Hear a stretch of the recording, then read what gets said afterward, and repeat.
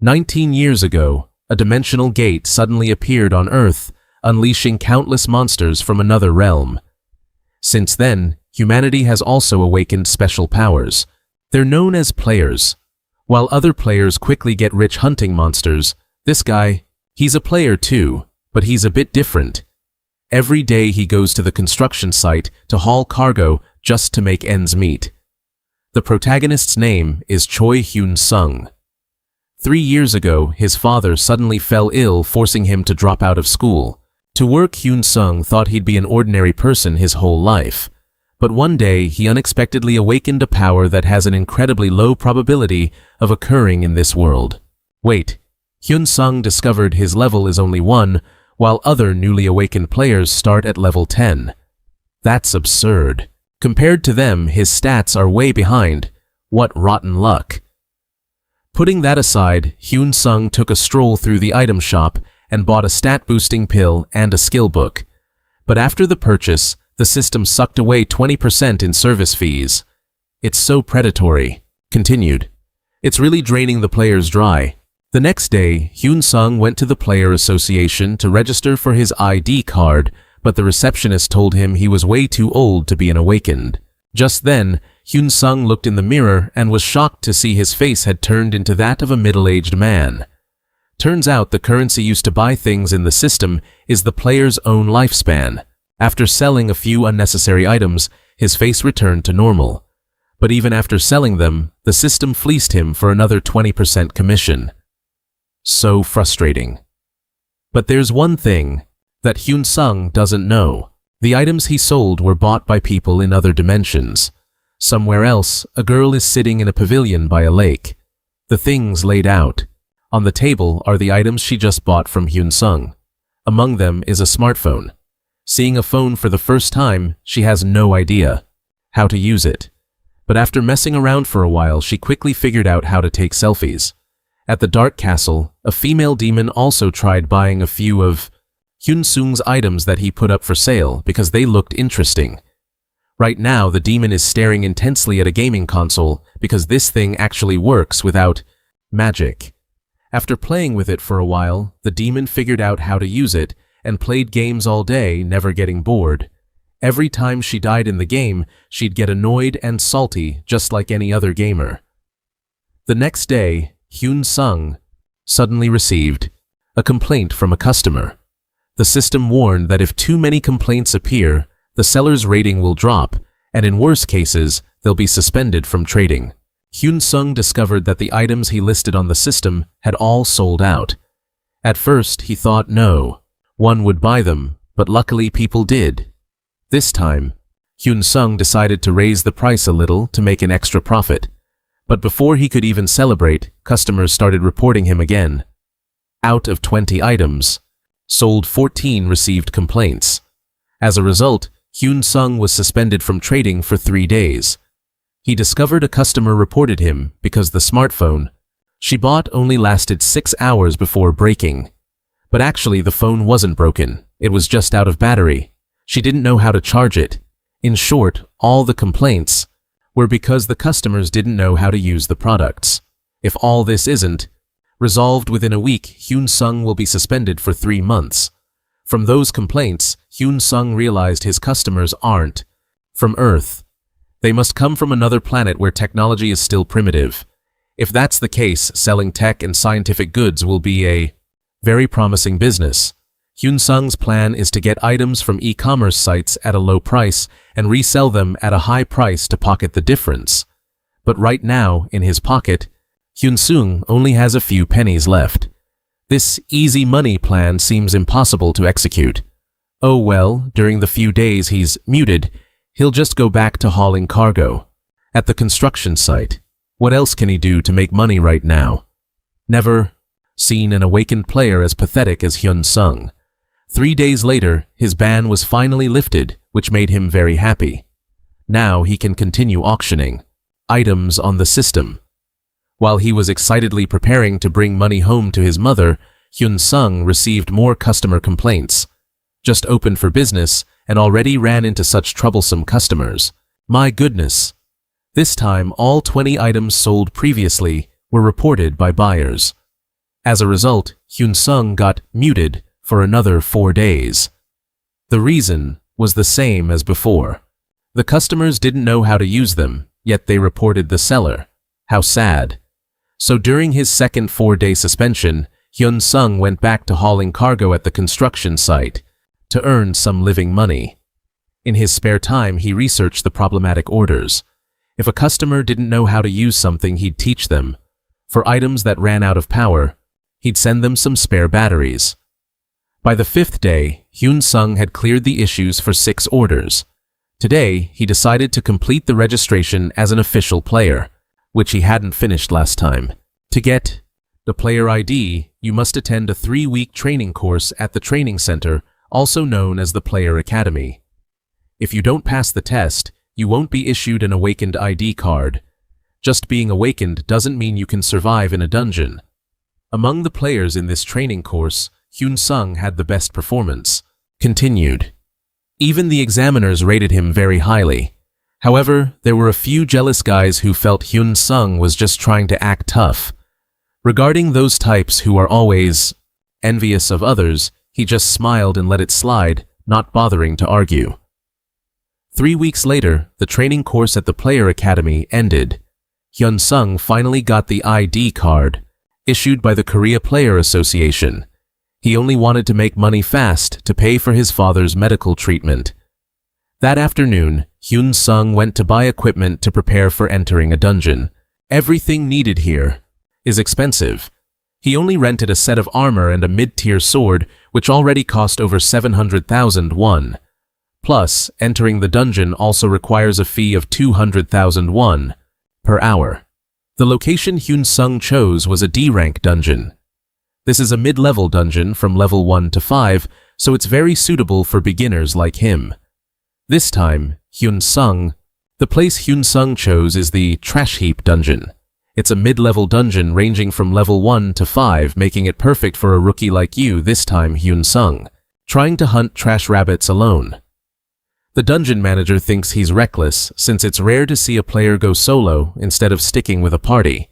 A single mistake in a group could cost you your life or leave you crippled forever. Finding a reliable team reduces risk and makes hunting more efficient. Yet, this kid enters the dungeon alone. He needs a brush with death to snap out of it. Very quickly, Hyun Sung enters the Trash Rabbit dungeon. At this moment, a group of players is fighting a giant trash rabbit.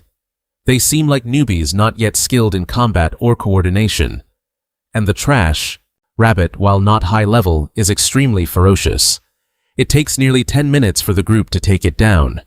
Hyun Sung feels his stats are high enough to go solo, so he activates stealth to explore the dungeon. Inside, members of the Soul Guild are also hunting trash rabbits. The girl with short hair is named Suhai and the long-haired one is Jisoo. Accompanying them are another man and a woman. They are very confident in their skills. Suhai received a quest to hunt the Trash Rabbit King. She assumes it's no problem as the king is just an ordinary monster. On the way, the group sees someone traveling alone. It is Hyun Sung. Jisoo assumes he lost his party, which is why he's alone. But Suhai disagrees, because she notices that on Hyun Sung, there isn't even a single scratch. Furthermore, his armor is a rental. Based on these details, Suhai deduces that Hyun Sung is a new player. He has come up with a way to hunt trash rabbits easily without being detected, using stealth to land one-shot kills from behind. Players can gain experience points and items if they hunt monsters of a high level. However, if a player hunts monsters more than 20 levels lower, they won't receive any experience points. The probability of the monster's remains turning into mana stones will also decrease. After wiping out the group of rabbits with his sneak attack strategy, Hyun Sung has obtained 5 mana stones, but he quickly notices he is still level 1. He just thinks it's because his experience points still aren't enough to level up. However, 5 hours later, Hyun Sung has hunted many more rabbits, but his level is still 1. Truly confusing. Until Hyun Sung hunts a total of 300 rabbits, only to earn the title Trash Rabbit Hunter, while his level remains the same. Hyun Sung doesn't realize that his hunting method has caught Suhai's attention. He killed those trash rabbits in just one blow. If he had done it once or twice, it could have been luck, but that wasn't the case. He even managed to kill all the others in one hit too, even when he was targeted by a swarm of monsters, forcing him to reveal his skills. After that, Suhai and Jisoo took the initiative to approach Hyun Sung. They introduced themselves as dungeon protectors and wanted to know what Hyun Sung's level was if he didn't mind. To avoid trouble regarding the fact that he was only level 1, he refused to answer. Suhai revealed that she and Jisoo are from the Soul Guild, a great guild sponsored by the Soul Corporation, a company so big, it's a household name in Korea. If you show me your status window, I'll personally help you join the Soul Guild. If I show them, they'll be suspicious as to why a level 1 player has such high stats and can use so many skills. Hyun Sung declined the offer, telling them he had no intention of joining any guild. Still, Suhai handed Hyun Sung a business card, saying to call that number if he ever changed his mind. After that, Hyun Sung took a taxi to the Blood Fox dungeon. As the name suggests, this is the lair of a pack of foxes with fur as red as blood. Still applying his old technique for hunting trash rabbits stealth and backstabbing, Hyun Sung has hunted a lot of blood foxes. In the dungeon, just like last time, after Hyun Sung hunted 300 foxes, he only earned the title Blood Fox Hunter, while his level remained 1. Although his level didn't change, luckily, his strength kept increasing. Ending the hunt for today, Hyun Sung collected many mana stones. When players want to leave the dungeon, they have to report their results to the manager. Please place all items you've obtained, including mana stones, into the basket on the right. Hyun Sung collected a lot of stones and even a rare skill book. After conversion, the total value of all the magic stones is 840,000 won. The center will contact him when the book is sold, so in less than a day Hyun Sung made nearly 1 million won. He secretly thought he should rent a room nearby. Commuting like this takes too much time. A few days later, Hyun Sung hunted a total of 5,000 blood foxes. He received the title Blood Fox Slayer Heavenly Grade and is the first player to reach the Heavenly Grade. Hyun Sung's stats have increased significantly, yet his level is still 1. How surreal. 10 days later, Hyun Sung continued to hunt a total of 10,000 blood foxes, reaching the title Blood Fox Slayer Legendary Grade. His reward was an increase of 40 points to all stats. Currently, when hunting, Hyun Sung no longer needs to use the stealth skill and can still easily wipe them out. That evening, Hyun Sung received a notification from the center that his items had been sold out. The next day, Hyun Sung went to see the receptionist to get his money. He discovered that the center had skimmed off 42% of his profits as taxes. What capitalistic bloodsuckers worse than ultra-absorbent pads? In the low-level dungeons, Hyun Sung could earn about 10 million won in 10 days. By selling mana stones, he could earn up to 100 million in a month. If he kept doing this, he could buy the medicinal pills sooner than expected. Previously, Hyun Sung's family didn't have much money. His parents had to work hard to earn enough to raise him and his sister, but everything would be different from now on because he had become a player. Hyun Sung's mother worked at an electronics factory, and it was late at night when she got off work. Tonight, Hyun Sung was waiting outside the factory to pick her up. He realized that because of the struggle for survival, his mother's face had developed wrinkles, and she had become very thin. She told Hyun Sung she couldn't go home yet because she had to work overtime at a restaurant. Then she put money into Hyun Sung's hand, telling him to go eat first, and tomorrow morning she would cook him a delicious meal. Mom, you haven't had dinner yet, either. Why don't we go eat together? Mom, you can eat at the restaurant where you work, so just go home first. I'll go with you and help you, Mom. You must be very tired. Never mind that. Actually, Mom, the reason I'm here is that I have something to tell you. I've awakened. I've become a player. That's why you can quit your jobs at the factory and the restaurant now. But isn't that kind of work dangerous? Mom, you don't need to worry. I always put safety first, so please just quit those jobs. I can't just do that. It's not like a player can make money all the time. Besides, I heard that players have to pay a lot of money up front. Don't worry, Mom. I actually just won the lottery. If you don't believe me, just look. What? There's 1,000,000,001 in here. I found some rare loot while hunting and sold it for this much. We don't have to worry about Dad's medical bills or our debts anymore. After hearing that, she was incredibly touched that her son had grown up enough to take care of the whole family. Thank you, son. After that, Hyun Sung's mom still went to work at the restaurant as usual, and she even brought him along to introduce him to her colleagues. This is my son. There, Hyun Sung helped his mom wash dishes and run errands in the kitchen. Her colleagues were so jealous of her for having a son who was both filial and understanding. Thanks for your help, Hyun Sung. Because of you, we all got to go home early today. After finishing up at the restaurant, Hyun Sung and his mom headed home. At home, he also had an older sister, a few years his senior. Hyun Sung told his sister the truth about awakening as a player and earning a huge sum of money. From now on, the family wouldn't have to work so hard because he would take care of everything. It moved his sister deeply. Hyun Sung's mom was still worried about him. She told her son, "Don't focus too much on making money. Safety is the most important thing. No matter what you want to do, the family will always be behind you, supporting you." In the days that followed, Hyun Sung got bored with hunting low-level monsters like trash rats and blood foxes. He decided to enter a new dungeon with blood bats levels 10 to 15. They live in colonies because they are small in size and are considered difficult for beginners. Without the help of a guild or high-level players, it's usually impossible to hunt here. Entering the dungeon, Hyun Sung noticed a lot of blood bats on the cave ceiling. The first thing he did was activate his shield, then used his own blood to lure the bats. Once they smelled the blood, the bats in the cave immediately went crazy and swarmed toward him.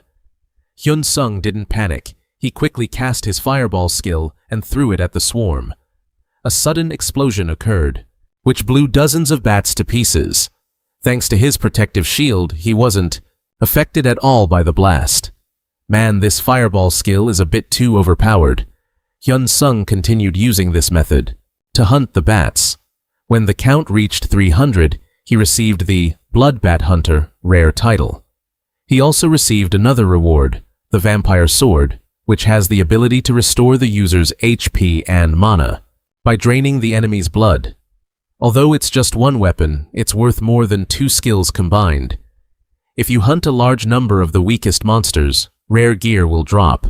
A week later, Hyun Sung had collected many magic stones from hunting blood bats. He also received a rare grade vampire cloak. Today, Hyun Sung wasn't going into the dungeon to hunt monsters. He decided to take a day off. He told his mom he wanted to buy a house, which made her feel very anxious. "Is it okay, son, spending that much money all at once? You still have so much to worry about." "Don't worry, Mom. I won't get myself into too much trouble." After that, Hyun Sung chose to buy a luxury apartment located in the heart of the city with a total area of over 100 square meters. The interior was already fully furnished with all the amenities. We just need to move in. To celebrate the housewarming, Hyun Sung's mom went into the kitchen and made a home-cooked meal for the whole family. It was simple, but delicious. The next day, while in the dungeon hunting monsters, Hyun Sung accidentally ran into Suhai.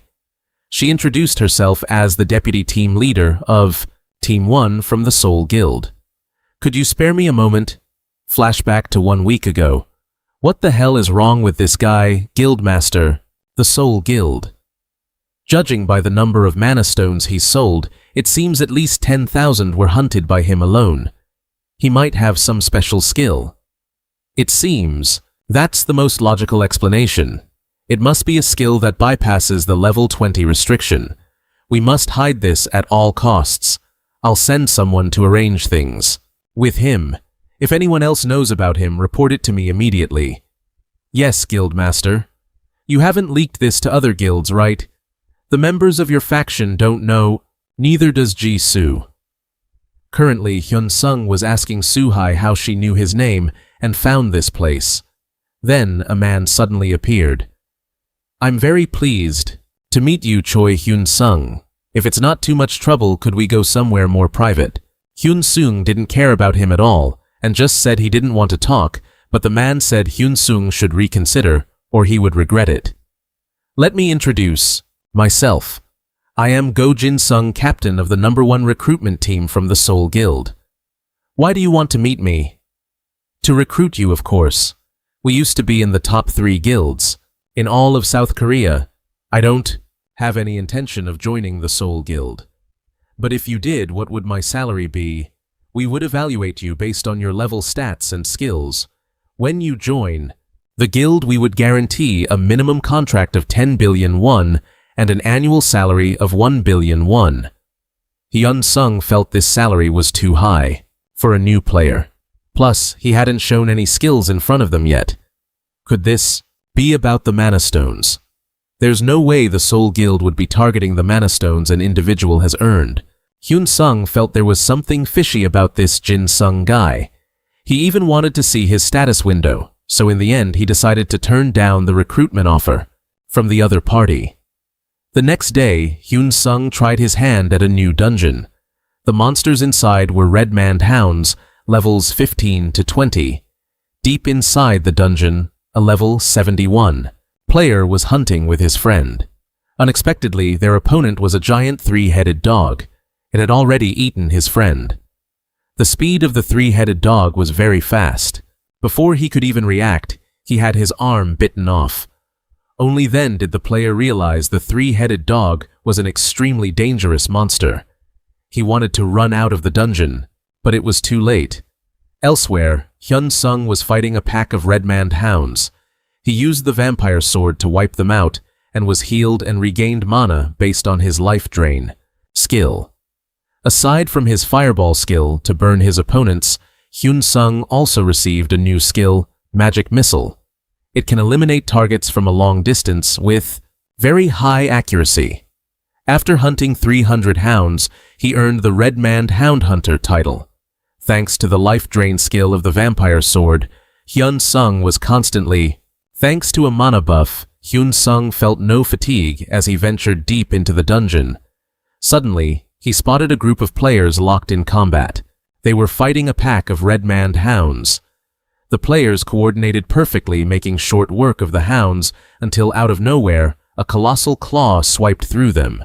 It descended from above, slaughtering them in an instant. Seeing such a gruesome sight for the first time, Hyun-sung felt sick to his stomach. The monster had just wiped out the entire group. It was a giant 3-headed dog. Its eyes were fixed on Hyun-sung with terrifying ferocity. Panic surged, so he activated his stealth skill to escape, but for some reason, facing the 3-headed dog, his stealth skill was completely useless. The beast shredded his chest armor with its claws. If he hadn't dodged just in time, he'd be a goner. Hyun-sung immediately summoned a fireball to attack, but it only blinded the dog momentarily without dealing any real damage. The beast was too tanky, so Hyun-sung decided to retreat. But the 3-headed dog kept hot on his heels. It was incredibly fast. It caught up in no time and slammed into his back. Luckily, Hyun-sung had his vampire cloak to absorb the impact, saving him from injury. He quickly bought some stat-boosting potions from the shop. They were insanely expensive, but after downing them all, his stats skyrocketed. This time, his fireball actually managed to wound the dog, burning nearly half of one of its heads. However, the 3-headed dog possessed a wicked regenerative ability. Hyun-sung's fireballs could damage it, but not finish it off. And so the chase through the dungeon continued. While running, Hyun-sung searched the shop for a way to deal with the beast. He found a rare-grade fire spear capable of piercing through magic. It was pricey, but with the beast on his tail, he had no choice. Hyun-sung summoned the spear and hurled it at the 3-headed dog. One of its heads exploded instantly. Because the spear had anti-magic properties, the severed head couldn't regenerate. Hyun-sung quickly took out the second head. But as the dog was down to its final head, his mana dropped to just 4%. He couldn't use the spear again. He hadn't expected such a high-end weapon to be such a mana drain. Meanwhile, deeper in the dungeon, a group of players discovered the bodies left behind by the dog. Based on the footprints, they realized this wasn't an ordinary monster, but a dangerous creature. Some argued they should retreat, while others insisted on staying to warn other players. Because of these conflicting opinions, they began to bicker. Back to the fight between Hyun-sung and the dog, the anti-magic effect of the spear had worn off, so the dog was already regenerating its heads. Hyun-sung had to finish it before the two heads grew back, but the dog was smart. It knew the spear was dangerous and avoided a direct confrontation, trying to stall for time to regenerate. Now the two heads were almost fully healed. Hyun-sung had no choice but to unleash his ultimate move. If this failed, he was dead. Fortunately, after all his efforts, Hyun-sung managed to destroy the final head. System: you have hunted a high-grade rare monster Radon. You have received the title Radon Hunter. As the dog's carcass dissolved, Hyun-sung found a book. It was an immortal tome of unique grade rarity. Awan, passive skill regeneration. All your wounds will heal automatically. You cannot die unless your head is destroyed. This meant that as long as Hyun-sung protected his head, he would be virtually immortal. He'd never seen a skill book this overpowered in the shop. Even though it was only labeled rare, it felt on par with legendary or mythic grade items. More importantly, it was the only one of its kind in the world. Hyun-sung learned the passive skill from the tome, and all the wounds on his body instantly knit themselves shut. The skill consumed stamina to heal wounds. The hunt was over, and all of Hyun-sung's stats had increased significantly. Not a bad reward for being chased by a dog all day. It had to be done. Somewhere else. In the dungeon, a player alliance had arrived after receiving reports of a high-level monster slaughtering players. The girl leading them was Juna. Juna notified all other players to evacuate the dungeon immediately, as the casualty count had doubled. There were no clues pointing to any high-level monsters. No nothing. Only red-manned hounds. Wait, I just found a survivor. Which way did they come from? How many people are there? Just one player. He's by himself. The player the Alliance was looking for was Hyun-sung. They quickly located his position in the dungeon. Are you all right? Yes, I'm fine. You seem terrified. You must have run into it, didn't you? A high-level monster that shouldn't be in the red-manned hound zone. Hyun-sung thought it best to keep his victory a secret. He told them he just happened to see it. Juna hurriedly asked where it was and if it was nearby. Realizing she had asked too abruptly, Juna gave Hyun-sung a healing potion. He realized it was a rare-grade miracle elixir, very expensive, used to speed up wound recovery. I have something to say about the monster I saw. I saw a giant three-headed leopard with jet black fur. I've never seen a monster like that. It must have been the size of a house. It ran off in that direction. After Hyun-sung pointed the way, the group thanked him and hurried off. Their speed was so fast, Hyun-sung could barely keep up. As expected of high-level players, it was a good thing he'd killed the dog. Otherwise, before the Alliance could get here, the casualties would have been even higher. Deep in the dungeon in front of the Alliance was a portal. We'll head back after entering the gate. Seems that way, but the problem might get worse. Once it smells blood, we have no idea when it might attack again. Just report this to the association first. Come to think of it, did that person we met earlier make it out safely? I think he lost his teammates and barely survived. But in truth, Hyun-sung was feeling great because he'd just scored a super expensive potion. You guys just stay here. Leader, where are you going? I just want to check on the player who was left alone. He made me feel uneasy. He was all by himself, he might be in trouble. We'll wait here for you. Thanks. Juna went back to check on Hyun-sung, only to find he had already left the dungeon. He must be... I'm safe now, I guess. The next morning, Hyun Sung was lounging on the sofa enjoying his day off. He didn't want to do anything at all since he'd made a pretty good haul yesterday. Why are you home so early and what's wrong with your face? Oh no, I accidentally used up too many points yesterday. It's nothing, Mom. I'm just a bit exhausted, that's all. I'll make you something to eat. Just sit there and wait. While Hyun Sung's mother was cooking, she suddenly heard the news that many hunters had died in the dungeon today. So that's why you came back early. I didn't even see it on the news. Mom, you don't need to worry. Do you think this is too dangerous? You're throwing yourself into harm's way. It's for the family, Mom. Don't worry. I only do this because I like it. I enjoy hunting monsters and getting stronger. After the incident where the three-headed dog slaughtered the dungeon players, the red mane dog, dungeon was temporarily closed. 2 security officers died here. They couldn't even put up a fight. There were further signs that the monster had entered this place, but there were no signs that it had left. Go! The player specializing in tracking monster trails, Kim Dong-soo, said, "Is the monster still in the dungeon? We've searched this whole place and found nothing. I don't know what's going on either. First, let's follow its trail." Cerberus attacked some low-level players while they were hunting here, and then it moved over to the other side. There's something strange. What is it? Cerberus attacked many players, but one person is still alive. He fought back and pushed it off, and they continued to battle with magic attacks. The player who fought here wasn't a group, but a solo individual. I can still sense the residue of fire magic.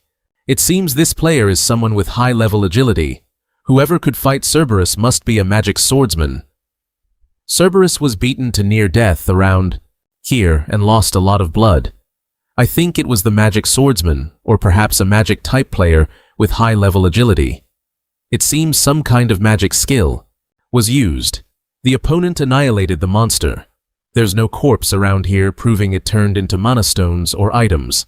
This is absurd. There are only a few magic swordsmen in this world because it's a difficult class.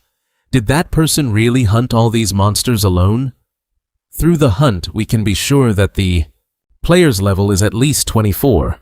No player could enter this dungeon without help from a guild. Something must have happened. If that person managed to hunt Cerberus, there's no reason for them to be hunting in a low-level dungeon like this. Did we find any traces of the person who hunted Cerberus? Let me try to find out. The player's tracks disappeared as soon as the battle ended. It seems like it's going to take us a long time to track that player down. This dungeon was never an ideal place to track someone. Juna wanted to find the player who entered the dungeon that day because she believed that the opponent was a high-level player with immense power. If there's a player like that, we must immediately recruit them into the association. The player association is managed by the state, and every guild is a separate organization. In the intense early stages, the player association had a lot of influence. The number of players in the association was quite high, and their skills were top tier, but lately the number of players under the association has been decreasing. On the other hand, independent organizations are also starting to develop their power. Even useless people who don't have proper knowledge about dungeons and monsters are occupying high ranks in the Korean Player Association. They started influencing players by offering them a small advance payment in the name of being patriots. Meanwhile, guilds are the complete opposite of the association. They offer players huge advance payments from sponsors and corporations. Because of that shift nowadays, the guilds are constantly expanding their scale. At this moment, Hyun Sung was resting in a hotel near the dungeon. He currently had too many mana stones, so he wanted to hide them to avoid drawing attention. He couldn't trust anyone in the player guild that he met at the dungeon gate. He even had to avoid the gazes of the staff. What is the reason they check players' personal belongings to verify monsters or some kind of seeds? The real reason for this is to prevent players from evading taxes. Hyun Sung thought there must be a way to hide the number of mana stones he had collected. While checking the store, he found an item, an active skill book. Players can use it to open a subspace. The condition is that the space cannot contain living creatures. Although this skill was very expensive, Hyun-sung needed it, so he bought it anyway. After mastering the skill book, Hyun-sung was able to open the space with his hand. He peered inside and saw the area was much larger than he thought. It must be as wide as the study room that Hyun-sung used to live in. That evening, Hyun-sung went back into the dungeon to hunt monsters. Strangely, this time, when the dungeon manager saw his name was Choi Hyun-sung, he suddenly told him to scan his fingerprint. He didn't think much of it, just assuming it was the dungeon's registration process. After getting inside, Hyun-sung hunted more red mane dogs, bringing his total to 1,000. He received an achievement reward, the title Red Mane Dog Hunter, along with many mana stones. He kept all the mana stones in his secret space, keeping only a few stones to fool the dungeon guards. At this time, inside a high-rise building, a group of people was meeting. Is there any rookie who has attracted Mazi-hun's attention? That's right, but he hides himself quite well, so it's hard to gather information. I think he's the person we need. The captain of Team 2 of the Kalem Guild, Kalem Dea-won. Then tell me about this guild leader of Kalem, Young Sung-gu. He was able to enter a dungeon meant for levels 15 to 20 in just 2 months, and he hunts alone. That's right, but that's not the most important thing. I think the player named Choi Hyun-sung has broken the level 20 rule. I'm not entirely sure, but there's a high possibility. And I heard Team 1 once tried to recruit him with a huge sum of money. How much did they ask for? 100 billion won, equivalent to $83 million. With that 100 billion, we can immediately approach any high-level player. Team 1 wanted to see Hyun-sung's status board before deciding whether to sign a contract, but the result was that Hyun-sung refused. Mazi-hun's personality has always been hesitant like that. It's because of that silly mistake that many talented rookies have been missed. This time, our Team 2 will not make the same mistake. Let's try to approach Choi Hyun-sung directly and give him 1 billion won as soon as we sign the contract. Do we really have to pay that much? Regardless, I can probably earn it back if he signs the contract. Once I settle this, I might be able to become the guild master in a few days. Hyun-sung, continuing to hunt monsters in the dungeon thanks to his secret space, he was able to bypass the dungeon managers. They had no way of knowing the exact amount of magic stones he had collected. Right, while hunting common monsters, they usually drop magic stones, but sometimes they drop skill books too. Among that pile, Hyun-sung found one that looked interesting, Wind Recovery. It's a common passive skill that increases recovery speed. This skill book, it's not just popular among players, even ordinary people know about it. Since they can learn it easily, who would have thought that when Hyun-sung tried to absorb this skill, the system reported a failure? He had never heard of or encountered a case like this before. Seriously, this is crazy. It turns out Hyun-sung couldn't absorb the Wind Recovery book because the Immortal book absorbed it to level up its own skill, but as for exactly how much it leveled up, he wasn't sure. He had to test it to find out. So Hyun-sung used his sword to cut his fingertip, and in just a short time, the wound healed and completely disappeared. He felt like the Immortal book's recovery skill didn't actually increase. That's weird. So the Immortal book needs to absorb a lot of skill books to level up, and the price isn't cheap at all, roughly 30 million per book. After leaving the dungeon, Hyun-sung suddenly received a call from an unknown number. He decided to pick up to ask who was on the other end. Hello, Mr. Choi Hyun-sung. I am Seoul Dung, leader of Team 2 of the Seoul Guild. I already told you no. Calling me unless you agree to my terms, right? You're talking about paying 100 billion won, aren't you? We accept. Let's meet and sign the contract. Right now. Are you serious? Yes, I am very serious. Any agreement involving money, we never lie. I'm still hunting, so it's a bit inconvenient. Can you send me the contract first? Sure, of course. I'll send it right away. Then I'll contact you once I've reviewed the contract. Hyun-sung just hung up and received the contract sent by the Seoul Guild. He took the contract to a law firm to verify its authenticity. The lawyer assessed it as a very good contract. The benefits listed were quite decent, but there were a few clauses that could be abused if the other side had bad intentions. If you bring disgrace to the guild, the contract can be terminated. This part is based solely on the judgment of the guild leaders. It's a bit unreasonable. Moreover, the contract can be terminated. If the player has poor skills, this clause is similar. I don't know how much the advance payment is, but the penalties are quite high. If you do anything against the contract or terminate it unilaterally, you'll have to pay 10 times the advanced amount. In my opinion, if you ask for the penalty to equal the advance payment and ask them to remove the unreasonable clauses, you won't be at a disadvantage and you can proceed to sign. Just then, someone from Team 1 called, so Hyun Sung excused himself to the lawyer to step outside and take the call. Hello, Mr. Choi Hyun Sung, regarding the payment, do you agree with the 50 billion won amount?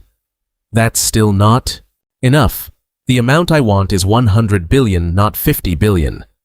I know that, but please consider the practical issues. Even if the Seoul Guild is huge, agreeing to that amount is still too risky. This 50 billion is a number I tried very hard to request. I will think about it again, but before that, can I see the contract? Of course. I will send it to you immediately. After that, Hyun Sung took the contract to the lawyer to check. Is this one written by the same guild that sent the previous contract? That's right. Why did you know that?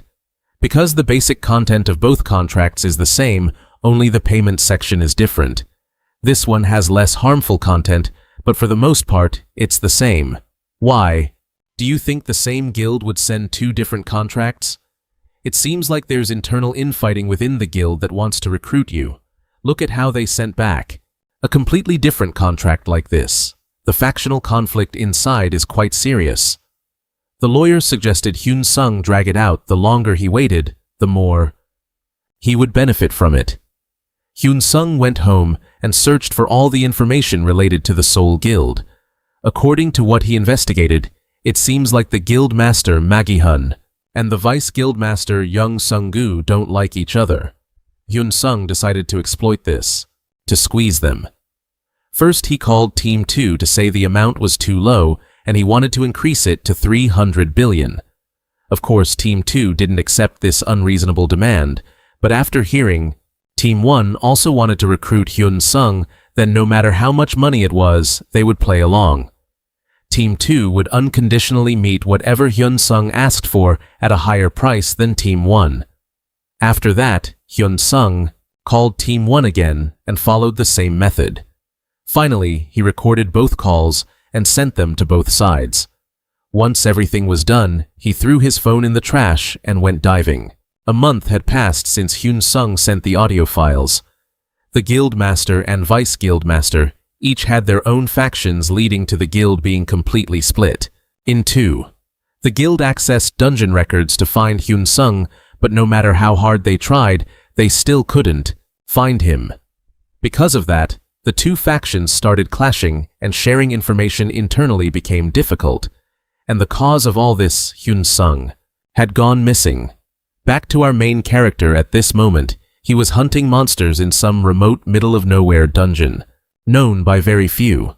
The reason is that the monsters are hard to deal with and the drop rate for good items is extremely low. The monsters in this dungeon are toad people. They usually hunt in packs. For a long time, Hyun Sung's stats had far surpassed the toad people, so these guys were no match for him. With just a few sword swings and a few fireballs, he easily took their lives. While counting the loot, Hyun Sung suddenly received a complaint from a customer. The other party had bought a lot of his rabbit batteries, and now he was forcing him to lower the price by half, otherwise he would keep filing complaints. So this guy intended to sabotage his business. Should I try this out? I wonder. On another planet, there was someone who bought all of Hyun Sung's batteries and was also the person who constantly filing ridiculous complaints. This guy named Anya is an awakened from another world who quickly became a top player on this planet, living to hoard exclusive skills. Anya spends a fortune in points, but no matter how hard he tries to earn them, it's never enough. Anya had been eyeing Hyun Sung's shop. For a long time he assumed the kid was a player who used up all his own points to hoard rare items on his planet, so he bought out all of Hyun Sung's rabbit batteries and a few other cool things. Anya's plan was to keep filing product complaints until Hyun Sung's shop was suspended for 3 months. After 3 months, he'd pull this stunt again to force the kid to sell his stuff for cheap, since new players are terrified of being blacklisted. That way, Anya would buy Hyun Sung's gear on the cheap and resell it at a high price. Eventually, he'd replace Hyun Sung and monopolize all these items. But little did Anya know, rabbit batteries are dirt cheap on Earth. Hyun Sung can buy and sell countless batteries every single day. Anya intended to use all his accumulated wealth to corner Hyun Sung's entire stock. However, since the supply was infinite, he eventually had to admit defeat because he didn't have enough money. Trying to mess with an Earthling, Hyun Sung just scoffed, "You're still in diapers, kid."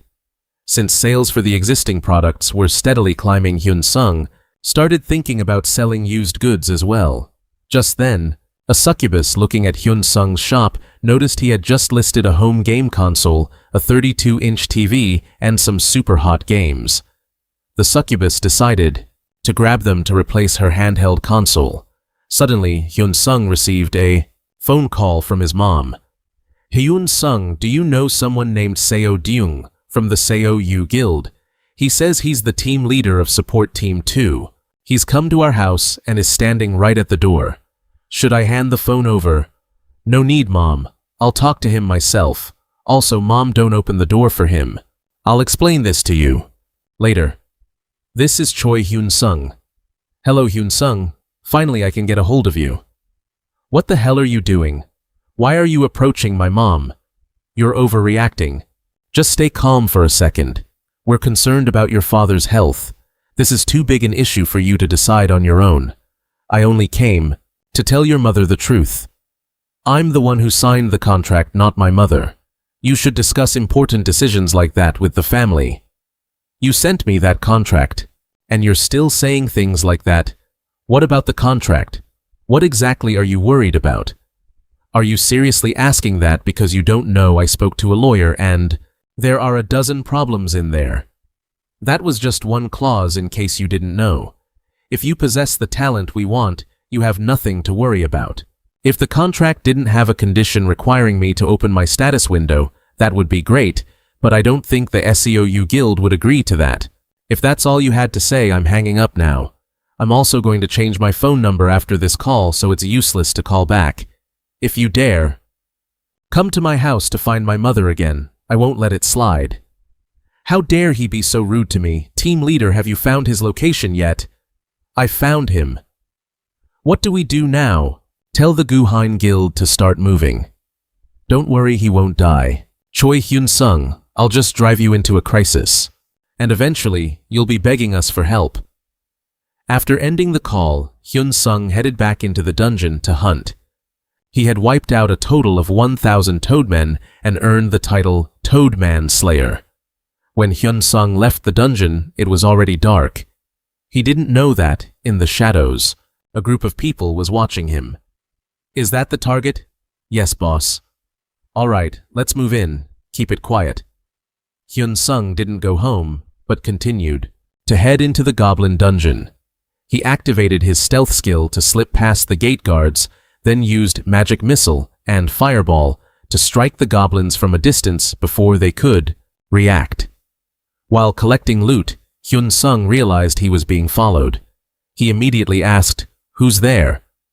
A group of men stepped out and asked, "Who the hell are you? Who told you to mess around in our hunting ground?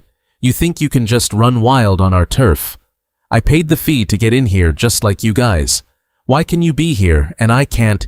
This is where we hunt every day, so obviously this is our turf. Since you've been hunting on our land, you need to hand over your mana stones. Instead of hunting, just leave your equipment with us." Hyun Sung couldn't believe he was running into bullies like the ones on the internet. He warned the group, "You're making a huge mistake."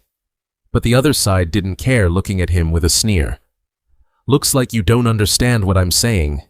In the dungeons, Modern weapons like guns, bombs, and electronic devices don't work. If any trouble happens between players in the dungeon, even if there's a casualty, it's always considered to be caused by monsters. There will always be people who exploit that rule. They steal items and gear from other players, or worse. They kill to silence them. I guess you don't get what I'm saying, so let us show you. With that, they drew their weapons and charged at Hyun Sung. Hyun Sung was no longer a newbie. With the combat skills and experience he'd learned from hunting, he outclassed his opponents. One by one, they were quickly defeated by him.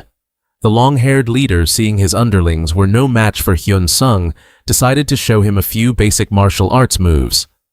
I think I should take care of you, as soon as possible. But at least I should take one of your arms, shouldn't I? While trading blows with the leader, Hyun Sung realized he was very strong. His combat prowess was on a completely different level than the thugs. Even the leader's speed and strength were superior to Hyun Sung's. If he didn't have his shield to block those attacks, things would get dangerous. But what the hell? Why did this group target him? First, he had to get out of there. While they were distracted, Hyun Sung threw a fire spear, creating an explosion, and took the chance to run. The leader, his hair singed off by the flames, was absolutely furious. "You damn bug! How dare you do that to me!" In his rage, he chased after Hyun Sung madly, wielding his sword for a lethal strike. His situation was dire, but at the critical moment a girl appeared. With just one move, she defeated the bandit leader. Hyun Sung was shocked. Who the hell is this girl? What just happened?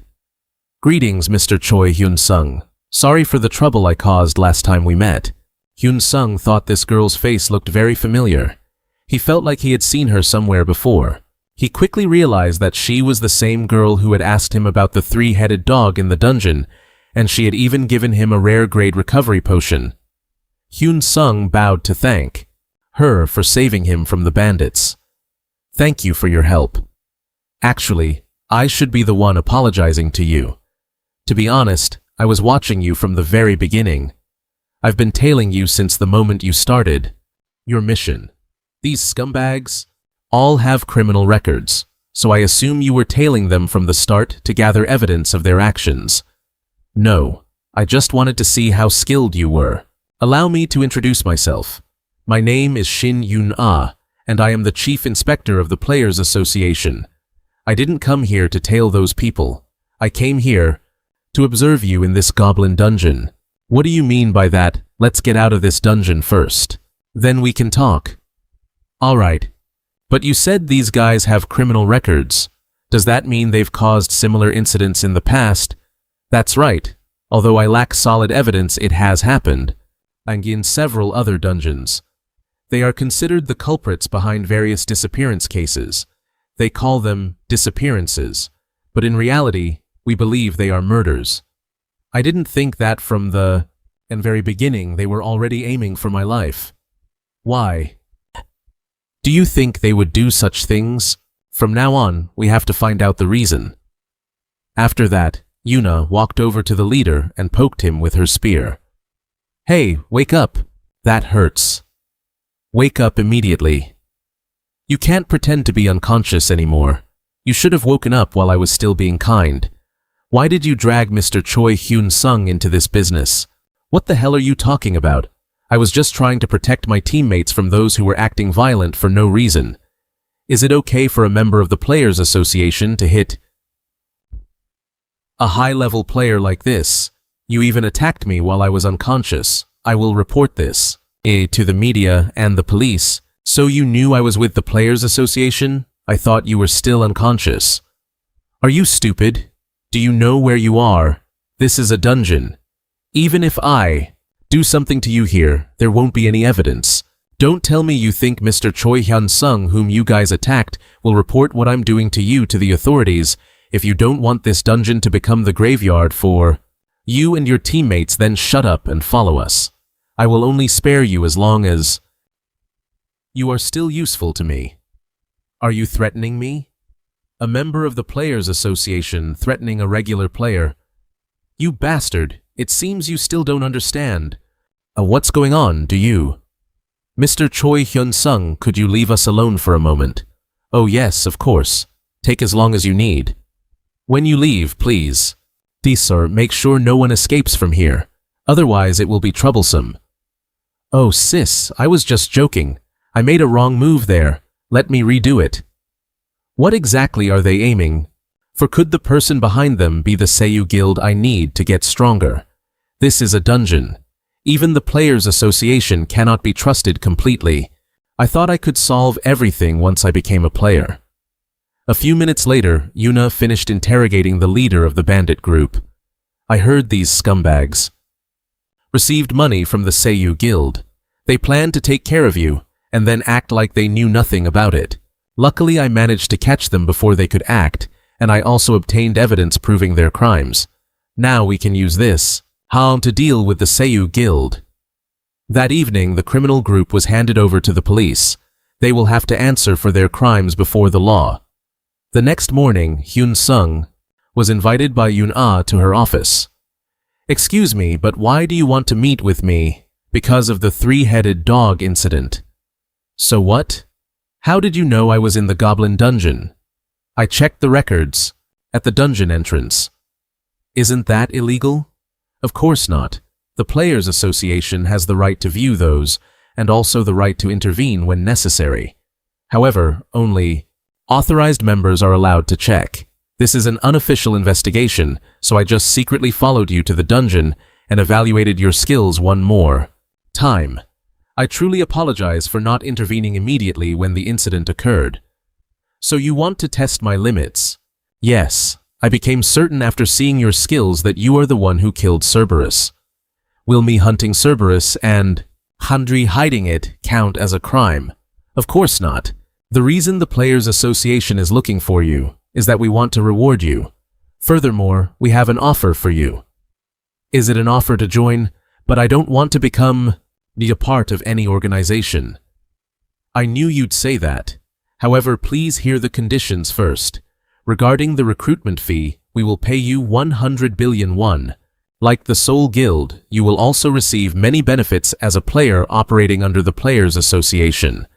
Of course, the cost of renting weapons will also be completely waived. One of the conditions is to make my status window public, right? It's not like that. We just need you to pass a test. A very simple test to perform. The first skill you will be asked about is whether you agree or not. Please agree to the contract. The truth contract skill is being performed now. Please sit comfortably and answer my questions. Did you truly only awaken 3 months ago? Yes. Do you know how to break the level 20 law? No? I know you are around level 140. Why? Do you go hunting in such low-level dungeons? Do you have a unique skill, right? You must answer this question. Is there a reason for you to hunt low-level monsters? Yes. Can you give your unique skill to other players? No. Didn't you use your unique skill to bypass the 20-level limit? That's not very good. We're done here. Do we really have to keep doing this? I don't think we should. Not again. I don't have any more questions either, because you've only been telling the truth. So you really do have a unique skill, huh? Could it be that you also have a unique skill of your own? Of course I do, but I can't tell you what they are. So I'm not the only one who has a unique skill. You don't need to be so disappointed. A unique skill can only be used by one single person. Moreover, all players who possess unique skills have already reached the top of the rankings. Does that mean Shinjuna is also top tier? I thought she was just a high-ranking manager. There is some information about players that avoids the media. Even if you are a high-level player, you can't know everything, especially information about players who possess unique skills, which is protected under national security laws. Is it really okay for you to tell me that because we are about to be in the same boat, so it's fine? I never said anything about joining the association. Well, that makes things a bit difficult. Ever since you said you had a unique skill, you haven't had any other choice. What do you mean by that? You don't need to make it sound so serious. This means it's a recruitment for you. It's not just any association. This is an exclusive contract.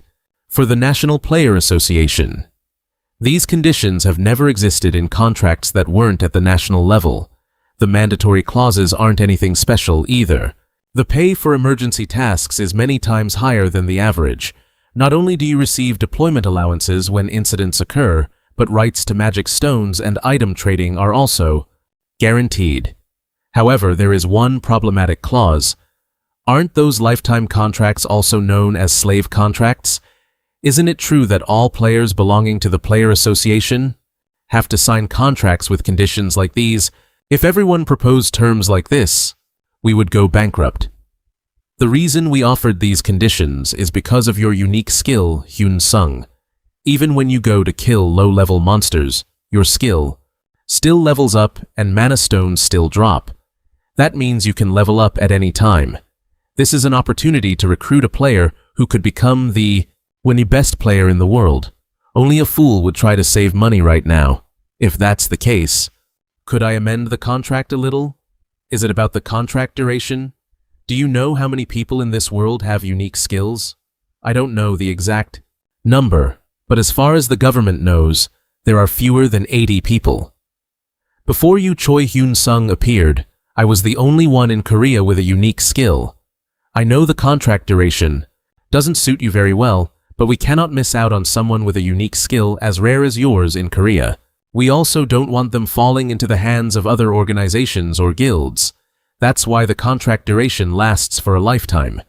Please express your opinion and just say what you want. I want to change the duration to 1 year, not a lifetime. You know that's impossible. Then lower the deposit. For someone in the rank 4 group, 10 billion is a bit much. A 2-year contract with a corresponding 20 billion won deposit. After 2 years, if there are no issues between us. When the contract expires, the Player Association will be the top priority for me to consider renewing. If you refuse this proposal, I won't sign with the Player Association anymore. It seems you intend to find refuge in another country. It's just that I don't know much about the Player Association yet, and I hate being tied down by a contract forever.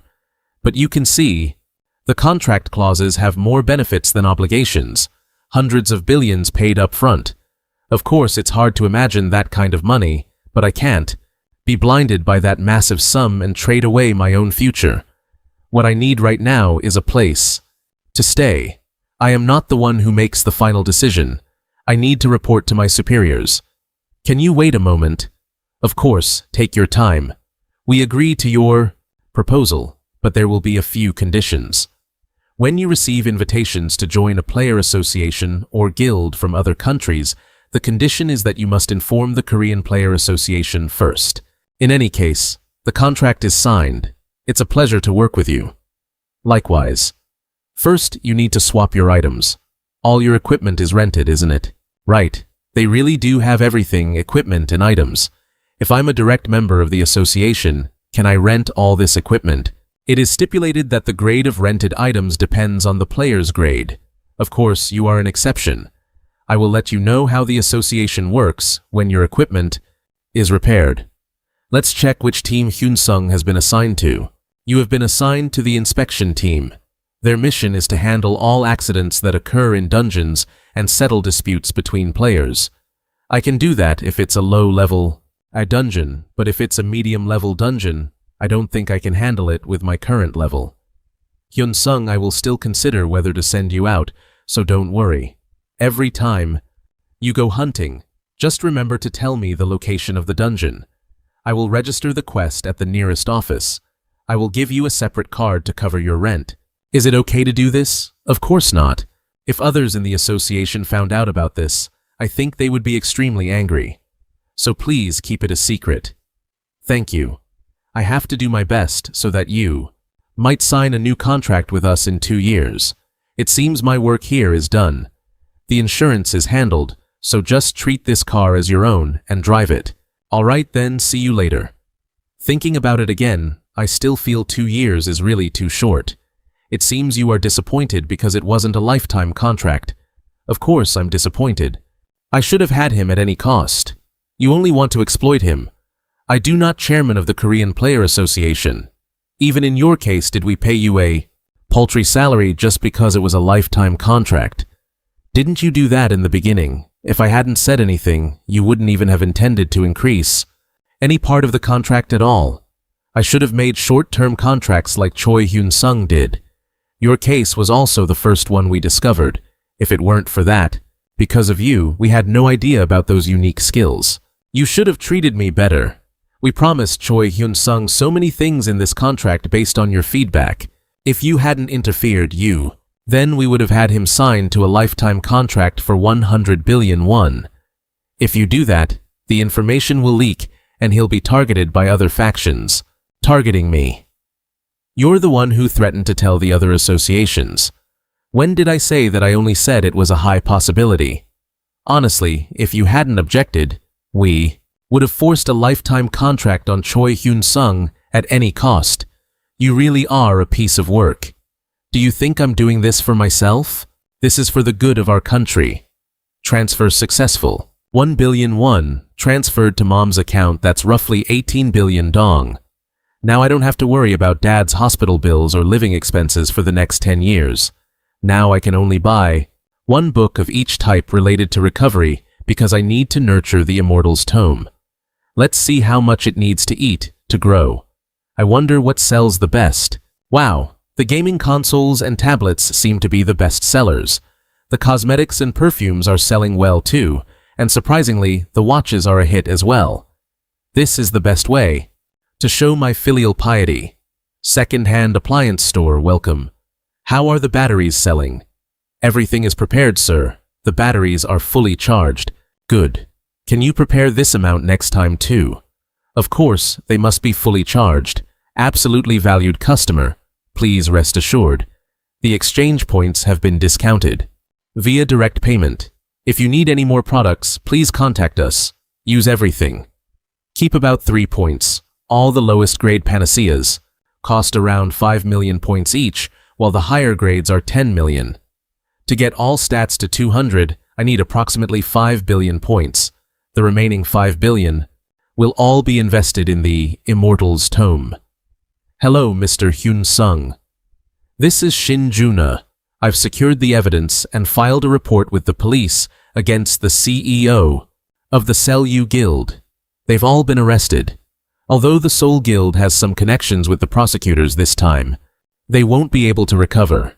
You could say the prosecutors were very cooperative. Was it because of factional infighting? That's right. Guildmaster Ma Gi-hun didn't interfere. He even gave me the data as if he wanted me to drag them away as quickly as possible. What happened to Jung Sung-gu? Is he on the list of people arrested? It hasn't been announced, but he won't be enjoying his freedom for long. The charges of murder and robbery have been confirmed. Turn on the TV to see more about this case. A murder case involving a major guild. Assistant Guildmaster Jung Sung-gu has been expelled from the XX Guild. He has currently been arrested by the police and the Player Association.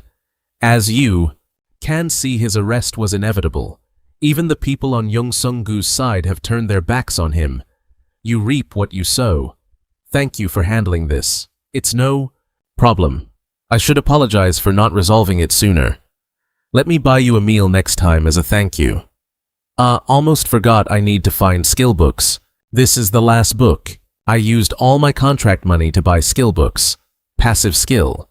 Immortal's Tome. Unique Rare has evolved into Unique Epic. Wahahaha. It finally leveled up. You will not die unless both your heart and head are destroyed at the same time. Wounds will all recover. The skill can continue to evolve. It costs this much to reach epic level, so how much will it cost to reach legendary? The next day, Hyun-sung went to the inspection team to start his work. Today is your first day, right? It's a pleasure to meet you. I'm Seol Taijun. Hello, I'm Choi Hyun-sung. Just wait here. Someone will come to guide you. If you're planning to enter a dungeon under level 100, you can go with Suzang. Her name is Lee Suzang, 25 years old. She's also hovering around level 100, just like you. That's Hyun-sung Suzang. You should introduce yourself too. Why are you being so rude? He looks younger than me, so I thought we could just talk casually. If I offended you, Then I apologize. This girl isn't usually like this. It's okay. But I'm not younger than you, Miss Suzang. Actually, you can call me Appa, older brother. See, I'm 27 years old this year. Oh, I see. You look much younger than your age. I get told that often too. I'm sorry, Mr. Hyun Sung. No, it's fine. If you get called out, you can go with her. I wanted to pair you with someone else, but she's the only one who's level 100 or below. If she's level 100 or below, then my stats have already exceeded a level 200 player. Even going alone wouldn't be a problem. This is your spot. If you don't have a mission, you can relax, read a book, or do whatever. I think I slept a bit. Too much. It's been about 4 hours. On the outside, it doesn't look like much, but they seem to have invested quite a bit in this place. Maybe I should sign up for the night shift and just sleep here. Let's go, please follow me. We received a report that a monster exceeding the dungeon's level has appeared, but is it just the two of us doing the mission? The two of us are enough.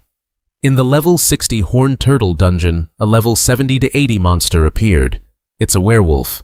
We haven't had any casualties yet, but that is only for now. We usually get reports from dungeons around level 50. Players who receive their first job after hitting level 50 become security personnel for low-level areas. But dungeons level 50 and above usually don't have security staff. The problem is that players have become used to, most of them end up as security personnel for low-level areas, but dungeons from level 50 and up usually don't have any guards. The problem is, the players have already gotten used to it. Protected like this, if something happens and we're short on security staff, they'll lose their ability to handle it. Why do you look so happy though? I get paid extra if I get called in. I have to do the job anyway, so getting paid more is always a good thing. After that, Hyun Sung and Su Yang arrived at the Horned Turtle dungeon. Su Yang first activated her special skill. She can beast morph and gain the predatory traits of a wild animal. Are you turning into a cat person? No, not a cat. It's a snow leopard. Oh, really? Sorry, I thought it was just a kitty. If you're slow, I'm leaving you behind. She's fast using all 4 legs. A snow leopard's sense of smell is extremely sharp. It wasn't long before Su Yang found the location of the werewolf. Surprisingly, with just one swipe, she easily took the werewolf's life. Her attack speed was so fast that Hyun Sung couldn't even see it. Su Yang told Hyun Sung that the hunt wasn't over yet because she had sniffed out more werewolves. It wasn't just one. The one that just died seemed to have called for reinforcements. Does this happen often? No, but sometimes it does. The name and level of the dungeon will change. Let's deal with this bunch first, and then make the report. On this side, Hyun Sung had finished off the werewolves, but Su Yang's opponent was the Werewolf King. She was no match for it and got bitten on the neck. When Hyun Sung arrived, Su Yang was seriously injured and bleeding heavily. He quickly used his healing skill to help her stop the bleeding. Just then, the Werewolf King suddenly appeared from behind, intending to ambush Hyun Sung, but he swung his sword and severed its claws. You could have had the upper hand from the start, but you waited for me to join the fight, didn't you? You called your underlings to stall for time, right? I'll take you all down one by one. Then Hyun Sung unleashed all his skills at once. All the wolves were pierced by magic arrows except for the Werewolf King because its movement speed was very fast. Nice dodging. You're much stronger than the others. Well, let's see if you can dodge this rare skill. The Werewolf King tried to run, but Hyun Sung blocked it off with an ice wall. Finally, it was destroyed by him. Let's see what the Werewolf King drops. What the heck is this Heart of the Werewolf King? Rare level. Can transform into the Werewolf King for 60 minutes. During the transformation, strength, agility, and stamina stats will increase by 30%. But after the transformation ends, stats will be permanently reduced by 10%. That sucks. First, I have to get Su Yang back. I heard Su Yang was bitten by the Werewolf King. Is she okay? The superficial wounds have already disappeared, but just in case, I think it's better to take her to the hospital. Thank you. If you hadn't been there, Hyun-sung, it would have been a disaster. I'm a team member too, so this is what I should do. Well, the next day, Soo-young's wounds had healed. Thank you, Hyun-sung, for saving me. It's nothing, we're colleagues after all. At first I thought you were some rich kid, Hyun-sung. Not many people go hunting using rare tier items. Actually, I worked manual labor until I awakened. Doesn't sound like your finances are doing so well. My father isn't healthy, so he has to stay in the hospital all the time. My family has to do a lot of work to pay the medical bills. Actually, there was an unofficial order from the higher-ups to take care of. You, Hyun-sung, that's so nice. Really? That's why I thought you were a rich kid. Seems like I've been misunderstood as a kid born with a silver spoon in his mouth. Seems like Shin Yuna is paying a lot of attention to me, huh? Do you know Captain Shin Yuna? That's right. She's the one who recruited me here. Seems like you're the brightest rookie here. After all, if the captain recruited you, I'll go turn in these documents before I head to bed. Hyun-sung, I'm truly sorry. I was disrespectful because of my stupid misunderstanding. I could say that I misjudged you because the person I met when we were sent away before. Did something happen? The son of a high-ranking manager once took a risk that put the team members in danger. However, he didn't get punished and the team members had to suffer the consequences. Choi Hyun-sung seemed hesitant to start the story. I'm afraid this might be a bit awkward for you because this is a question about Soo-young's skills. Contrary to his concern, Lee Soo-young smiled comfortably and said she was used to questions like that. She didn't hesitate to reveal she could turn into a premium tier cat. Soo-young explained that it was an active skill that allowed her to turn into a snow leopard, to drastically increase her strength, agility, and stamina stats. While she shared excitedly, Hyun-sung silently analyzed that, with all-around offense and defense, she could handle both the role of a secondary defender and a main damage dealer. However, her fatal weakness lies in her low magic power and mental stats, making her vulnerable to magic attacks. Seeing Soo-young nonchalantly spilling all her secrets, Hyun-sung couldn't help but think she really didn't need to reveal that much important information to that extent. A week later, Hyun-sung's life passed in rare peace. Lying on his bed, he told himself that everything was under control and no incidents had occurred, even though the first day had a dramatic encounter with monsters. But since then, everything had been strangely calm. Even though his reputation had slightly declined in return, the business of selling batteries and electronics was going extremely well. With a stable income, Hyun-sung started planning to buy a hero-tier skill soon. He felt a bit bored. He stretched and stood up, deciding to go on a hunt to both relax and earn more points. Just as he went outside, a man in a suit approached to block his path and demanded, "Hello, can I see your player ID?" Hyun-sung quickly replied and started rummaging for papers in his pocket. Hyun-sung calmly pulled out the card and handed it over. Just by seeing the card, the man in the suit immediately changed color, cold sweat dripping down in shock. "The association's inspection team, sir." His attitude did a 180-degree turn, hurriedly bowing respectfully. "I wish you a pleasant hunt, sir." Hyun-sung just walked past and replied briefly, "Yeah, you worked hard." Moving deep into a dark cave, Hyun-sung faced a group of horned monsters surrounding him. Without a moment's hesitation, he reached his hand forward and activated the skill, Firestorm. A massive surge of fire erupted from his hand, creating a tornado of flames that wiped out every target in sight. Standing amidst the ashes, Hyun-sung looked at the shield in his hand and nodded with satisfaction. Pay-to-win items sure are different. Hunting feels great. He realized the combination of this skill. That rare-grade shield is incredibly effective. While its impact might be subtle in mid-level areas, in low-level zones like this, it's basically a cheat skill. While he was lost in thought, he was suddenly ambushed from behind.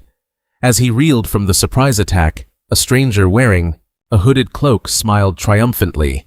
Hyun-sung clutched his wound, panting, and turned to demand, "Who are you?" Caught off guard out of nowhere, the stranger kept that mysterious smile. You don't recognize me. Well, I suppose that's possible. He slowly drew his blood-stained sword and continued, You're curious about who I am. Honestly, it's better to know who's killing you, right? Hyun Sung watched tensely as his opponent revealed himself. The man took off his hood and introduced himself. I am Jung Sung Woo. Until recently, I was still the Vice Guild Master of the SEOU Guild. Hyun Sung, clutching his wounded shoulder in shock, asked, Why me? Jung Sung Woo replied calmly, Just consider it me venting my frustration. Out of everyone who made my life miserable, you're the only one I can actually take revenge on. Choi Hyun Sung. Hyun Sung shouted furiously, You touch me, and you're going to pay for this under the law. Jung Sung Woo walked forward coldly, sword in hand. You can scream your lungs out, but it's pointless. Continued from above, It's pointless. Jung Sung Woo revealed he had already set up items to block sound and vision for his plan. He pointed smugly at his armor and asked, Look at me. Do I look like a high-level player at all? With a sinister grin, he laughed that he looked no different from a rookie who hadn't even reached level 50 yet. Choi Hyun Sung broke into a sweat, realizing the terrifying truth beneath that disguise. Jung Sung Woo casually admitted he had forged his ID, a major felony, but he didn't care because he planned to leave the country that very day. He pulled out a passport intending to live under a new name, in a foreign land. Jung Sung Woo coldly revealed a chilling plot. I intended to take out your whole family for fun, but you had too many bodyguards. I want you to feel the pain of losing, and the things most precious to you, just like I did. However, he expressed regret that Hyun Sung's family was well prepared with heavily guarded bodyguards. Hyun Sung roared in anger, You lunatic! The man smirked, claiming that getting past the guards to kill his family was easy, but it would make his escape from Korea harder. So, he chose Hyun Sung as his target the moment he entered the dungeon. By disposing of the body cleanly, he could hide his disappearance for a few days, enough time to escape. Seeing Hyun Sung's wound closing, Jung Sung Woo muttered, Oh, that heals fast. Seems like you learned a pretty good skill. Startled at being read so easily, Hyun Sung stayed silent. The man grinned wickedly, admitting he knew full well that Hyun Sung was stalling for time to let his wound heal. Jung Sung Woo asked mockingly, But surely you don't think that just because your wound is healed you can beat me? He swung his blood-stained sword and coldly declared, Die! Hyun Sung was knocked back, crying out in pain. Watching his opponent from afar, Jung Sung Woo kept that triumphant smile on his lips. Impressive. I didn't think you'd be able to block that. Jung Sung Woo curled his lip coldly, stating that, to prevent his opponent from healing, like he just did, he had intended to completely sever his left arm. Driven into a corner, Choi Hyun Sung knelt on the ground. Amidst a mysterious dark aura, he immediately used a special item shaped like a beating heart. Witnessing that, Jung Sung Woo seemed quite surprised. Oh, you've got some fancy transformation gear too. Pretty sweet. Suddenly, a massive entity began to emerge, making the man look tiny in comparison to the immense pressure. Looking at the ferocious wolf head growling before him, Jung Sung Woo remained nonchalant, remarking, Your stats must have increased significantly, huh? Even while fighting, he was worried about checking stats. The beast stomped the ground and lunged at his opponent with terrifying speed. It gathered energy in its palm, creating a burning fireball, and hurled it at him. A massive world-shaking explosion occurred, clearing a wide area of the dungeon and kicking up thick smoke. However, Jung Sung Woo quickly dodged, closed the distance, and leapt onto the back of the beast. He raised his blood-stained sword wearing a cruel smile and asked, You think you can get away? His eyes flashed with killing intent as the razor-sharp blade was already within his control. Jung Sung Woo leaned in and slashed hard at the beast's back, causing it pain. He flipped backward. Choi Hyun Sung, in his wolf form, roared in fury. Savage flames erupted in his palm. The monster growled intensely and threw the fireball straight at his opponent. However, Jung Sung Woo remained calm, using his sword to block the barrage of fire, completely unfazed by the beast's power. The monster lunged to attack madly, but Yung Sung-woo easily used his sword to neutralize the lethal swipes. He smirked confidently, his expression nonchalant, as he affirmed that the battle was completely under his control. Still within my grasp. Turning into a wolf or a dragon, it's all the same. As the wolf began to show clear signs of exhaustion and tension, Yung Sung-woo suddenly unleashed a series of razor-sharp sword strikes, leaving his opponent no time to react and pushing him back continuously. The beast whined in pain before being knocked into the cliff wall, creating a deep crater. Watching from afar, Yung Sung-woo offered a sarcastic compliment. Truly impressive. He slowly approached and asked, "But tell me, do you know what my nickname is?" While the beast was still dazed, a brilliant blue electricity began to cover his body and sword. His eyes grew colder than ever as he solemnly declared, "That would be Thunderblade." A massive surge of electricity erupted from his hand, striking the beast with terrifying power. The wolf howled in agony as it was completely overwhelmed by the electrical current. As the smoke gradually cleared, Yung Sung-woo casually slung his sword over his shoulder, looking at his defeated foe with regret. "What a waste!" He sighed, looking down at his opponent and said, "If you had just listened to me back then, you could have been put to good use." Seeing the powerful entity slowly fading, he muttered that with strength like this, even if it cost hundreds of billions, it would be totally worth it. Yung Sung-woo delivered a powerful electric strike, causing the beast to howl in pain before collapsing to the ground. He slowly stepped closer, sat down beside him, and asked with a calculating voice, "Spit out that game hack code, now." He smiled, adding that if not just revealing the secret to how he became strong so quickly would suffice. Despite his wounds, the beast still growled with resentment. "Stop talking nonsense, Yung Sung-woo." He immediately pointed his sword straight at his opponent's eye as a threat. "If you talk, I'll let you live." Your reply was pure contempt. "You think I'll believe you?"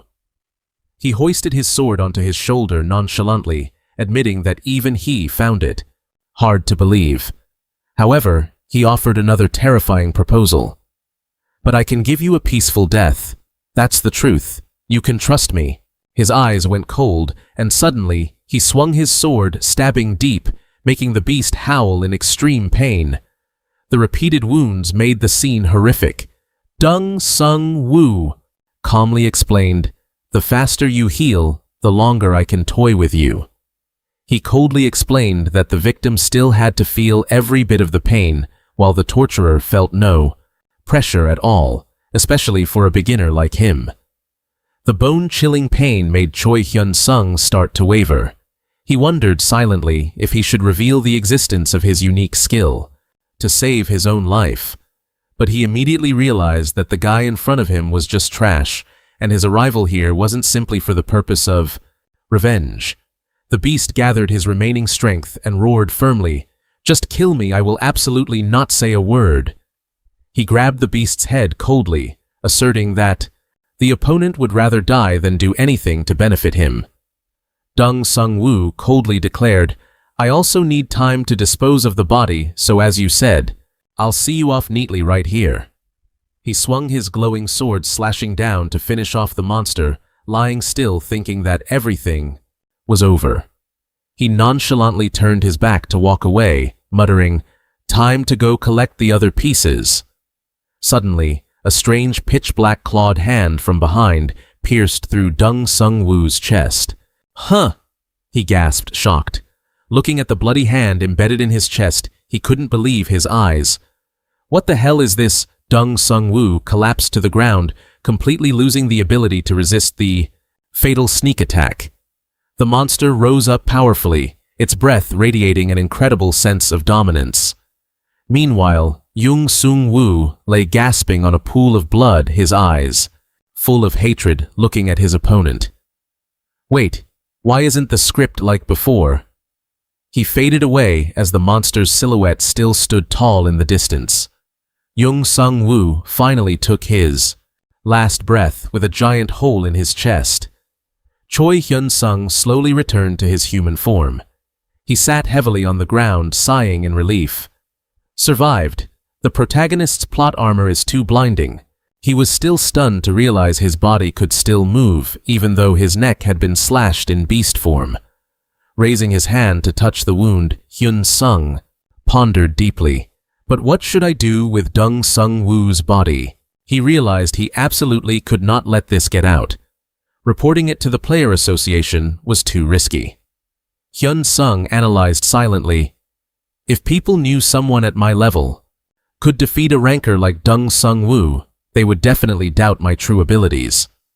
He walked toward the corpse and told himself there was no reason to reveal his secret. Hyun-sung raised his hand, activating the fireball skill.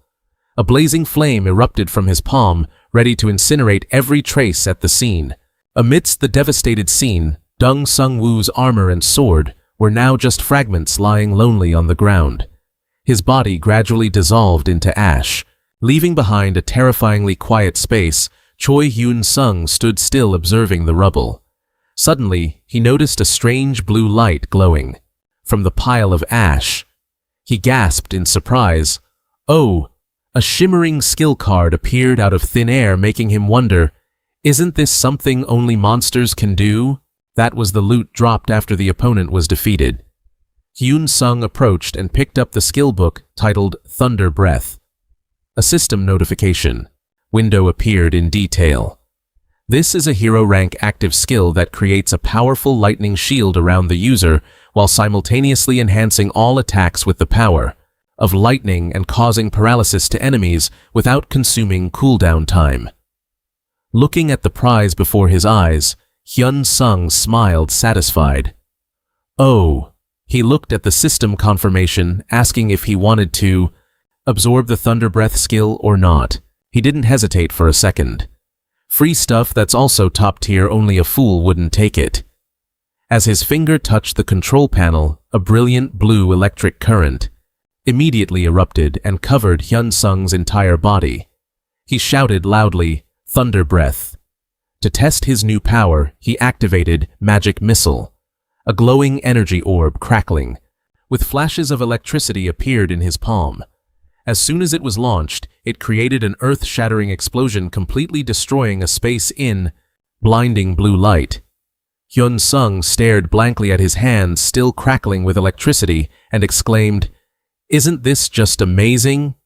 He realized the level of his skills had completely changed. Curious about his own growth, he opened his status window to check. There, Choi Hyun-sung's name appeared at level 1, but possessing strength, agility, and magic stats, all exceeding 200, along with a new title, the First Rebel. The system recorded that he had defeated a player 100 levels higher than himself alone.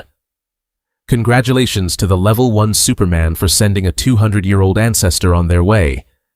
The accompanying reward was upgrading the title, the First Rebel, to higher tiers. Hyun-sung was surprised to realize the system applied this rule to players as well. Looking at the electricity surrounding his hand, he wondered, if it were now, could I defeat Dong Sung-woo? The image of that scumbag with his cruel smile while backing him into a dead end flashed in his mind. He had coldly declared, Let me send you off so you don't have to worry anymore. It won't hurt. At all. Hyun-sung gritted his teeth, telling himself, I must become even stronger. But his eyes glowed in the halo of electric charges. He realized a fatal weakness in the Thunder Breath state. I should limit the use of long-range skills. The massive consumption of magic power forced him to consider things more carefully in combat. 1 month later, in the bustling Sinshan area, Hyun-sung was relaxing in his apartment. He propped his chin up deep in thought. In front of him was the shop interface with 2 hero-rank passive skills that were extremely tempting: Wild Instinct and Bloodlust Attack. He wondered which one to buy. Although he really wanted both to increase his strength, the reality wasn't simple at all. Being poor but classy is real, folks. Hyun-sung broke into a cold sweat. His face showed clear tension. Not enough points. He couldn't help but feel dizzy when calculating the total 600 billion points. With heavy steps on the floor, he decided to put everything aside. Let's think about it tomorrow. And decide then. He picked up the remote, turned off the TV, and let himself fall onto the bed. Tiredly looking at his phone, he told himself he needed a rest. After all, this was his only day off of the week. Hyun-sung lay stretched out on the large bed, enjoying a rare moment of relaxation beside a bag of snacks, while on the TV screen, a main character. A bunch of heartthrobs are confessing, saying, "I like you, let's date." And right after that, there's a dramatic battle scene with swords clashing sparks. The male lead shouts, "Get out of the way, I have to. Go save them." Choi Hyun-sung is lying there hugging a pillow while watching the climax of the movie where another character tries to stop him. "You can't, Guildmaster. If you go in there, everyone will die." Hyun-sung reaches for a potato chip, thinking, so this is the drama about the 20th anniversary of the Great Cataclysm that's all the rage right now. It's been 20 years since the Cataclysm.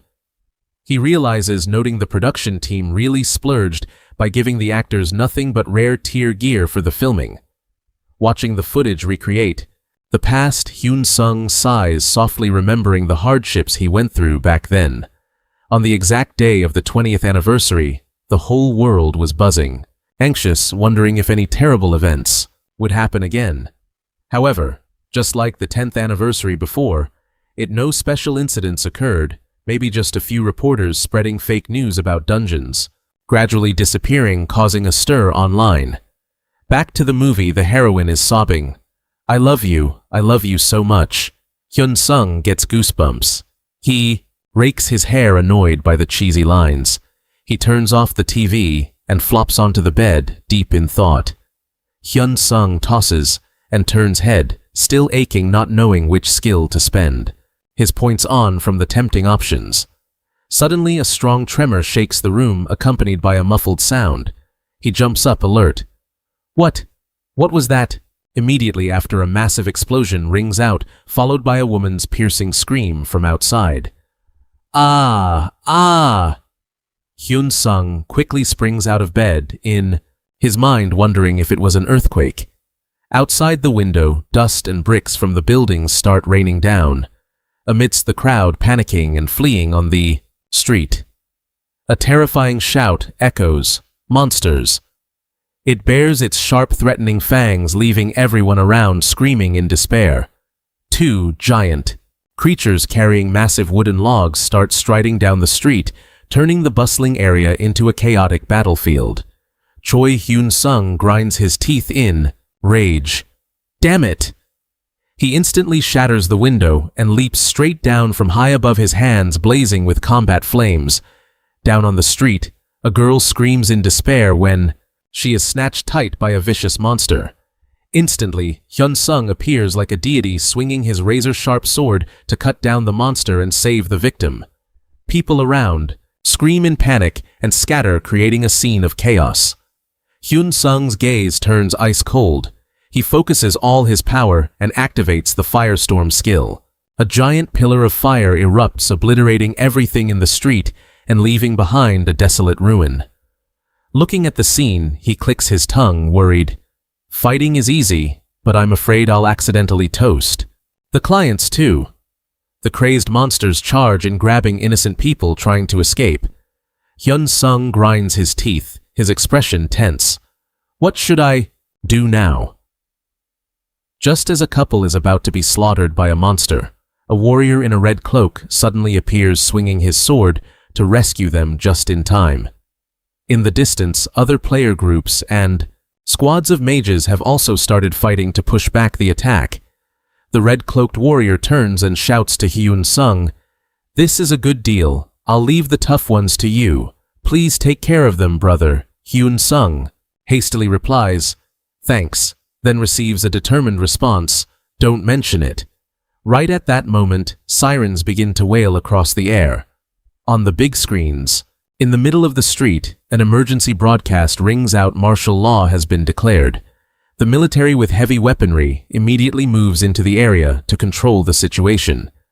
A man in a powerful suit appears on national television solemnly declaring, "Announcement to all players in the country.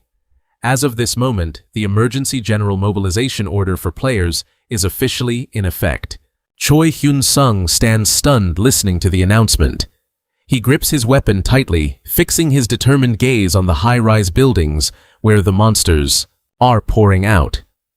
Amidst the sirens echoing throughout the ruined city, Choi Hyun-sung quickly picks up the phone. "Yes, Choi Hyun-sung here." On the other end is the urgent voice of Shin Jun-ah. I'm Shin Jun-ah. Where are you?" Standing in front of the Red Venom Spider Dungeon near Sinchon Station, with flames blazing on his hands, he calmly reports that a portal suddenly opened, causing the monsters to pour out and attack. When asked about the current situation and the level of the enemies, Hyun-sung says, "Luckily they're only low level and I'm coordinating with other players to clear the scene." Recognizing his capability, Jun-ah immediately orders, "I'm appointing you as the temporary commander. As soon as you're done clearing up, lead the players to move to the southern area." She explains that a portal is appearing there too, and they are extremely short-handed. Hyun-sung, while swinging his sword to take down a monster concisely, replies, "I understand." Good news suddenly arrives when Jun-ah announces, "Your family is safe, so don't worry, just go tear up the streets." She says they have been safely evacuated to a shelter with the residents, helping him completely shed the burden in his heart to focus on the battle. Hyun-sung smiles with relief and replies, "Thanks for caring." However, looking at the increasingly complex scale of the attack, Hyun-sung realizes he needs more power and can not hesitate any longer. He tells himself, no time to doubt anymore. He immediately opens the store interface and decides to spend nearly 30 billion points to buy the hero-grade passive skill called Blood Absorption Attack. This is an extremely powerful skill that helps convert mana into shadow attribute, increasing attack power, and especially the ability to recover vitality and mana by absorbing the enemy's blood. Right after the system confirms the skill acquisition, a new surge of power begins flowing through his body. Hyun-sung smirks confidently. Good. Time to clear this up quickly and get moving. With a snap of Choi Hyun-sung's fingers, he instantly activates the firewall skill. A giant pillar of flame erupts in the middle of the street, burning the monsters amidst their tragic screams. Standing before the blazing sea of fire, Hyun-sung calmly observes the scene, now cleared, then prepares to take the next step. Time to go. Get started. He grabs a megaphone and shouts to broadcast, "I'm from the Players Association. Attention everyone, gather around and listen to the boss's orders." Among the chaotic streets, other hunters start stopping their own communication to pay attention to the call. Watching the crowd pouring toward him, Hyun-sung muses to himself, "Leading this bunch into battle is going to be such a headache." He quickly assigns tasks to the group of hunters. "We will leave a few people here. The rest immediately depart for the Namyong area because the Sinchon area is basically already cleared." He only requests those staying behind to keep a close watch on the portal entrance. Just then, an orange-haired hunter raises his hand to ask, "I have a question. Currently, how many portals have appeared in total?" Hyun-sung bluntly replies, "The truth is the whole country is turning into a giant dungeon now." The news left everyone nearby feeling panicked and anxious, while in the area near Namyong Station, the situation was becoming dire. The buildings, towering high-rises, were being heavily devastated under the dark night sky. Fierce monsters swarmed out to attack civilians, filling the scene with desperate screams. Innocent people were repeatedly injured by the monster's claws, unable to fight back. The beast roared ferociously and charged straight ahead through the rubble. An old hunter with a large kite was struggling in a life-or-death battle. Despite being badly hurt and panting with exhaustion, he braced himself to land a decisive blow on the enemy. The old warrior wheezed heavily, took in the tragic scene, and cursed bitterly, "Damn it." In the distance, the lizard men were still, brandishing their weapons ready to destroy anyone left alive. Two female hunters standing nearby couldn't stop trembling. One sighed in total despair. When will the reinforcements actually arrive? Waiting for them is like waiting for a lover. Just then, a massive blast of firepower suddenly swept across the space. The monsters screeched in agony as they were completely incinerated by the flames. A hand was raised, decisively casting a firewall skill. A voice rang out full of reassurance. "Are you two all right?" Choi Hyun-sung and his team of hunters had arrived just in time. He declared loudly, "We've arrived as reinforcements." Seeing him, the exhausted players all cheered in joy. "Oh, reinforcements are here." The orange-haired hunter looked around and commented, "The situation is really serious. Since there's no dungeon nearby, the number of players participating here is extremely small." Looking down at the lizard men, gathering below, Hyun-sung coldly ordered, "Let's start." Receiving the go-ahead from his teammates, he focused his power, causing a surge of energy to burn brightly around the group. As the monsters roared and rushed forward, Choi Hyun-sung muttered in surprise, "Wait, I thought that was a boss. It's just a guard." A huge monster, with grayish-green skin, wielding a spear, and a shield was slowly approaching. Realizing the threat, Hyun-sung told himself, "Better take care of this quickly." He instantly summoned a blazing energy in his hand, forming a sword of light. They both lunged at each other, creating a massive collision as Hyun-sung's blade slashed directly into the opponent's shield. Utilizing the recoil, he quickly dodged to the side to find an opening. Landing on a nearby rock, he remarked, "You're not that strong." Not giving his opponent a chance, he dove down at terrifying speed. In the blink of an eye, the lizard man's head was severed. Hyun-sung stood firmly beside the defeated corpse. Suddenly, a shrill scream rang out, "Ah!" making him instantly alert. Hyun-sung turned to look at his two teammates behind him and wondered, "What now?" Seeing the monsters swarming in, he realized with shock, if these minions are as numerous as the stars, this is going to be exhausting. Before him now was an entire army of lizard men, lining up to fight. Without hesitation, he activated his area of effect skill, Firestorm. Giant pillars of fire erupted, wiping out everything in their path and incinerating the monsters, amidst their pathetic wailing.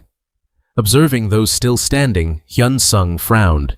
Their fire resistance is actually pretty high. Right behind them, a mysterious purple portal was emitting dark energy. Just as he was about to attack, he froze.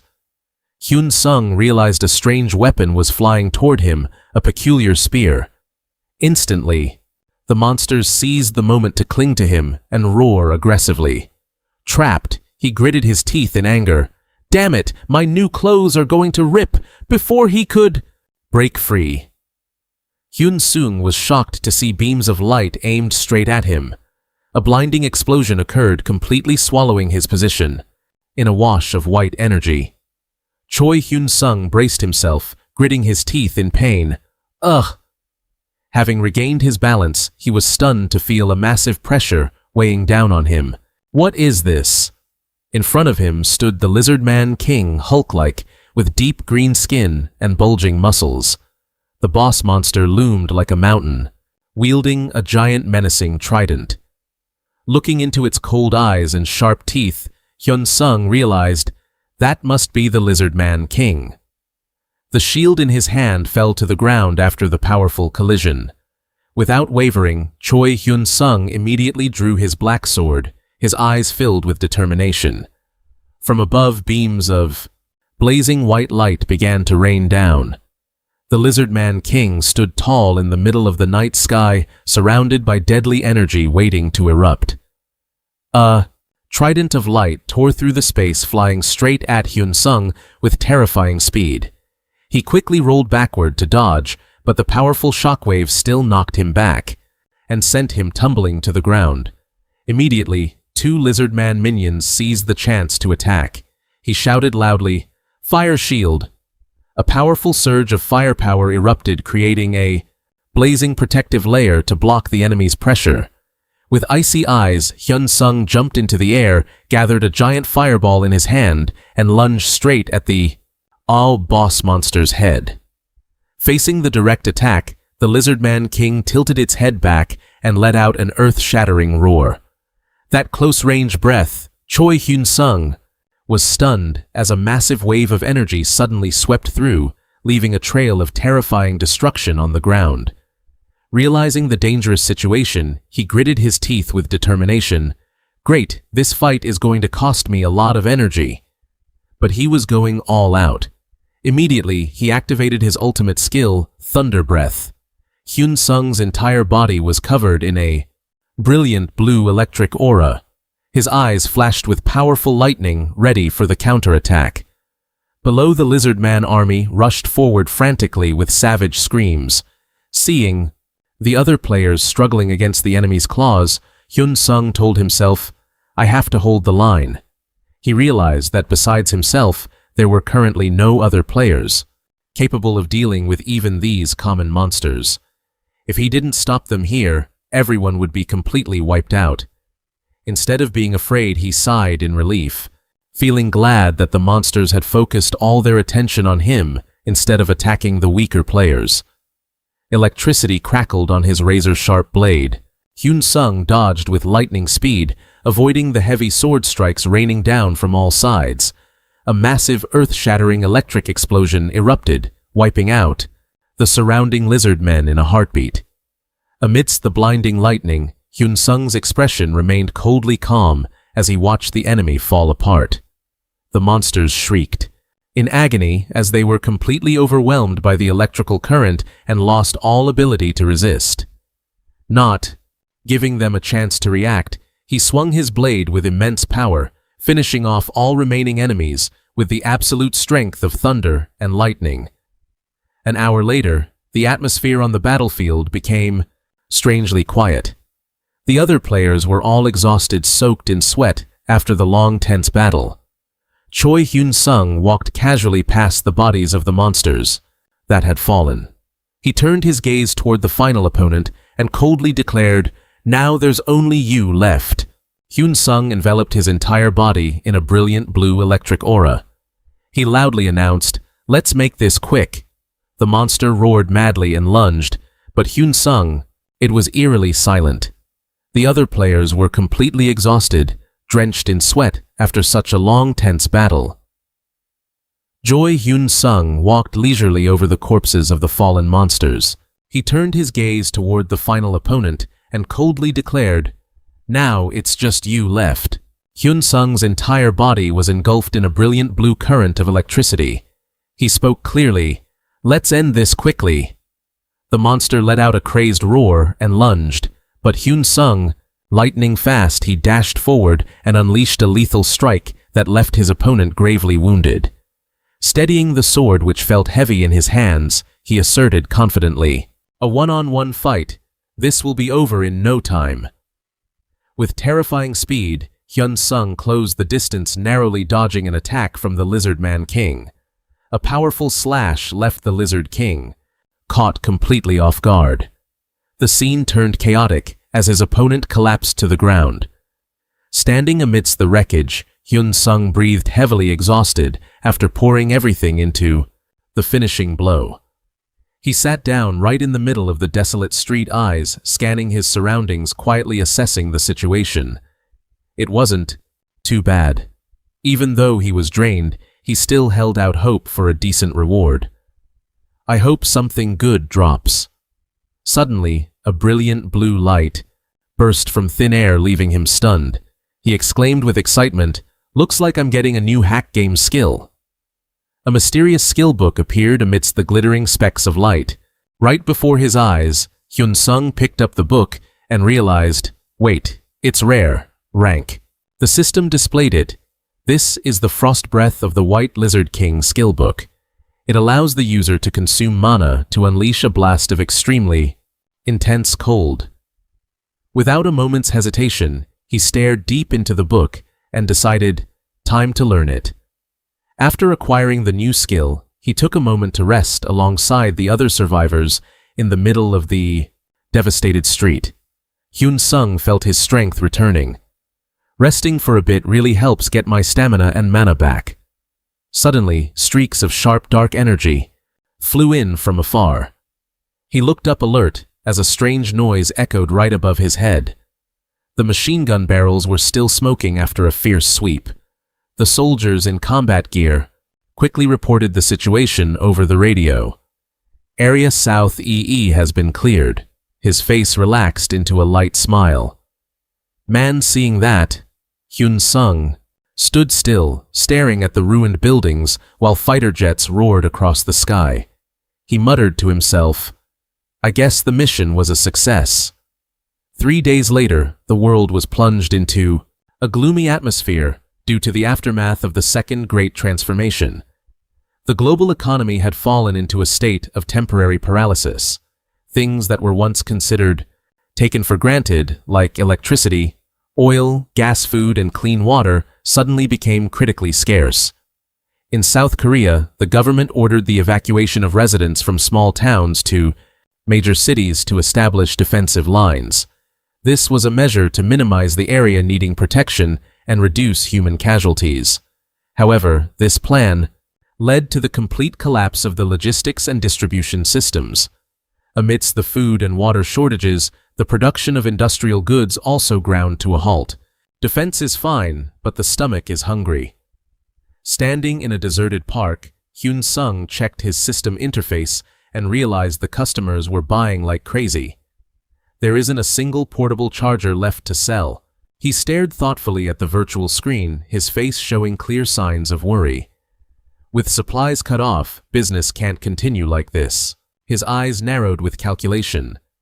At this rate, it's going to be very hard to get stronger using accumulated points. Suddenly, the loudspeaker on the streetlights began to wail, urging him to act. Got to keep moving. Hyun Sung stepped forward with determination. He set a goal for himself to overcome this Second Great Transformation as quickly as possible. Brilliant blue electricity began to gather and cover his entire body, signaling a new journey, full of hardships ahead. A military helicopter circled above the city, which was sinking into smoke and fire. Inside the cockpit, an announcement echoed clearly. "We've arrived at the scene." Choi Hyun Sung stood silently by the window, eyes observing the chaotic scene below. Looking down from above, a massive blue energy source was burning right in the middle of the intersection. Surrounded by monsters brandishing weapons, warriors in the aircraft fully equipped were ready for the battle ahead. Hyun Sung turned to ask to confirm one last time. "Everyone knows their assigned zones, right?" The other players responded in unison with determination. "Of course we do." Immediately after the helicopter began to descend, the landing gear hit the ground hard amidst a cloud of dust. Standing before the open cargo door, Hyun Sung looked down at the battlefield and warned, "I'm handing over command to the squad leaders." After receiving a firm yes from his teammates, he smirked, flashing a confident smile. "All right then." His eyes turned ice cold as he stared straight at the monsters below. "You guys can take the stairs. I prefer to jump directly. It's more thrilling." Instantly, Hyun Sung launched himself out of the helicopter, free-falling through the sky with the wind whistling in his ears. He approached the ground at a terrifying speed. The moment he reached the target, he shouted, "Firewall!" A massive pillar of fire erupted, scorching an entire stretch of the busy street. The orcs shrieked in agony as they were consumed by the flames.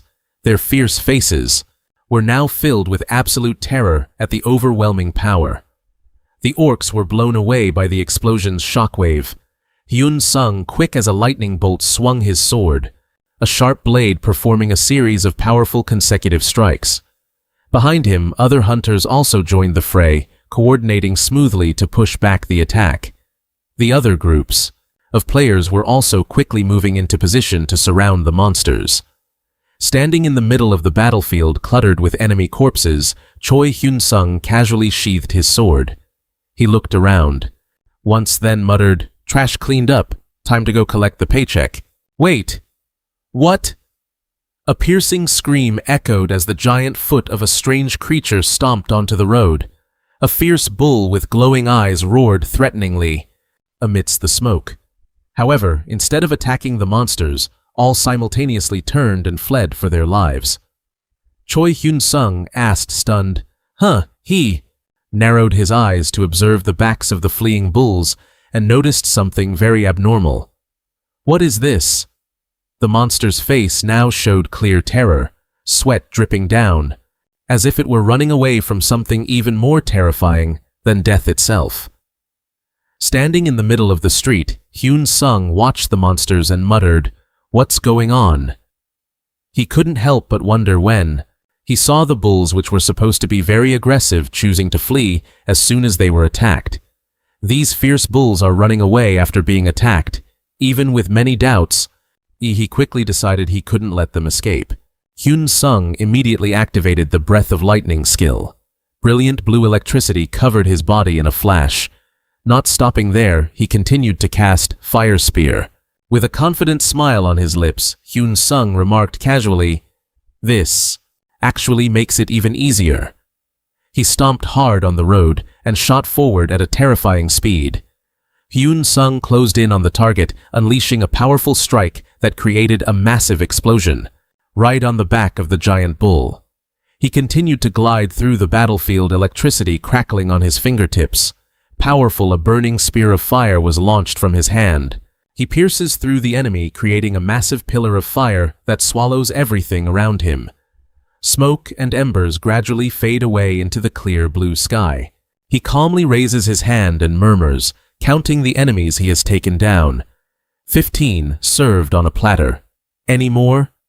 He glances around the devastated scene and wonders to himself, is this, the last one?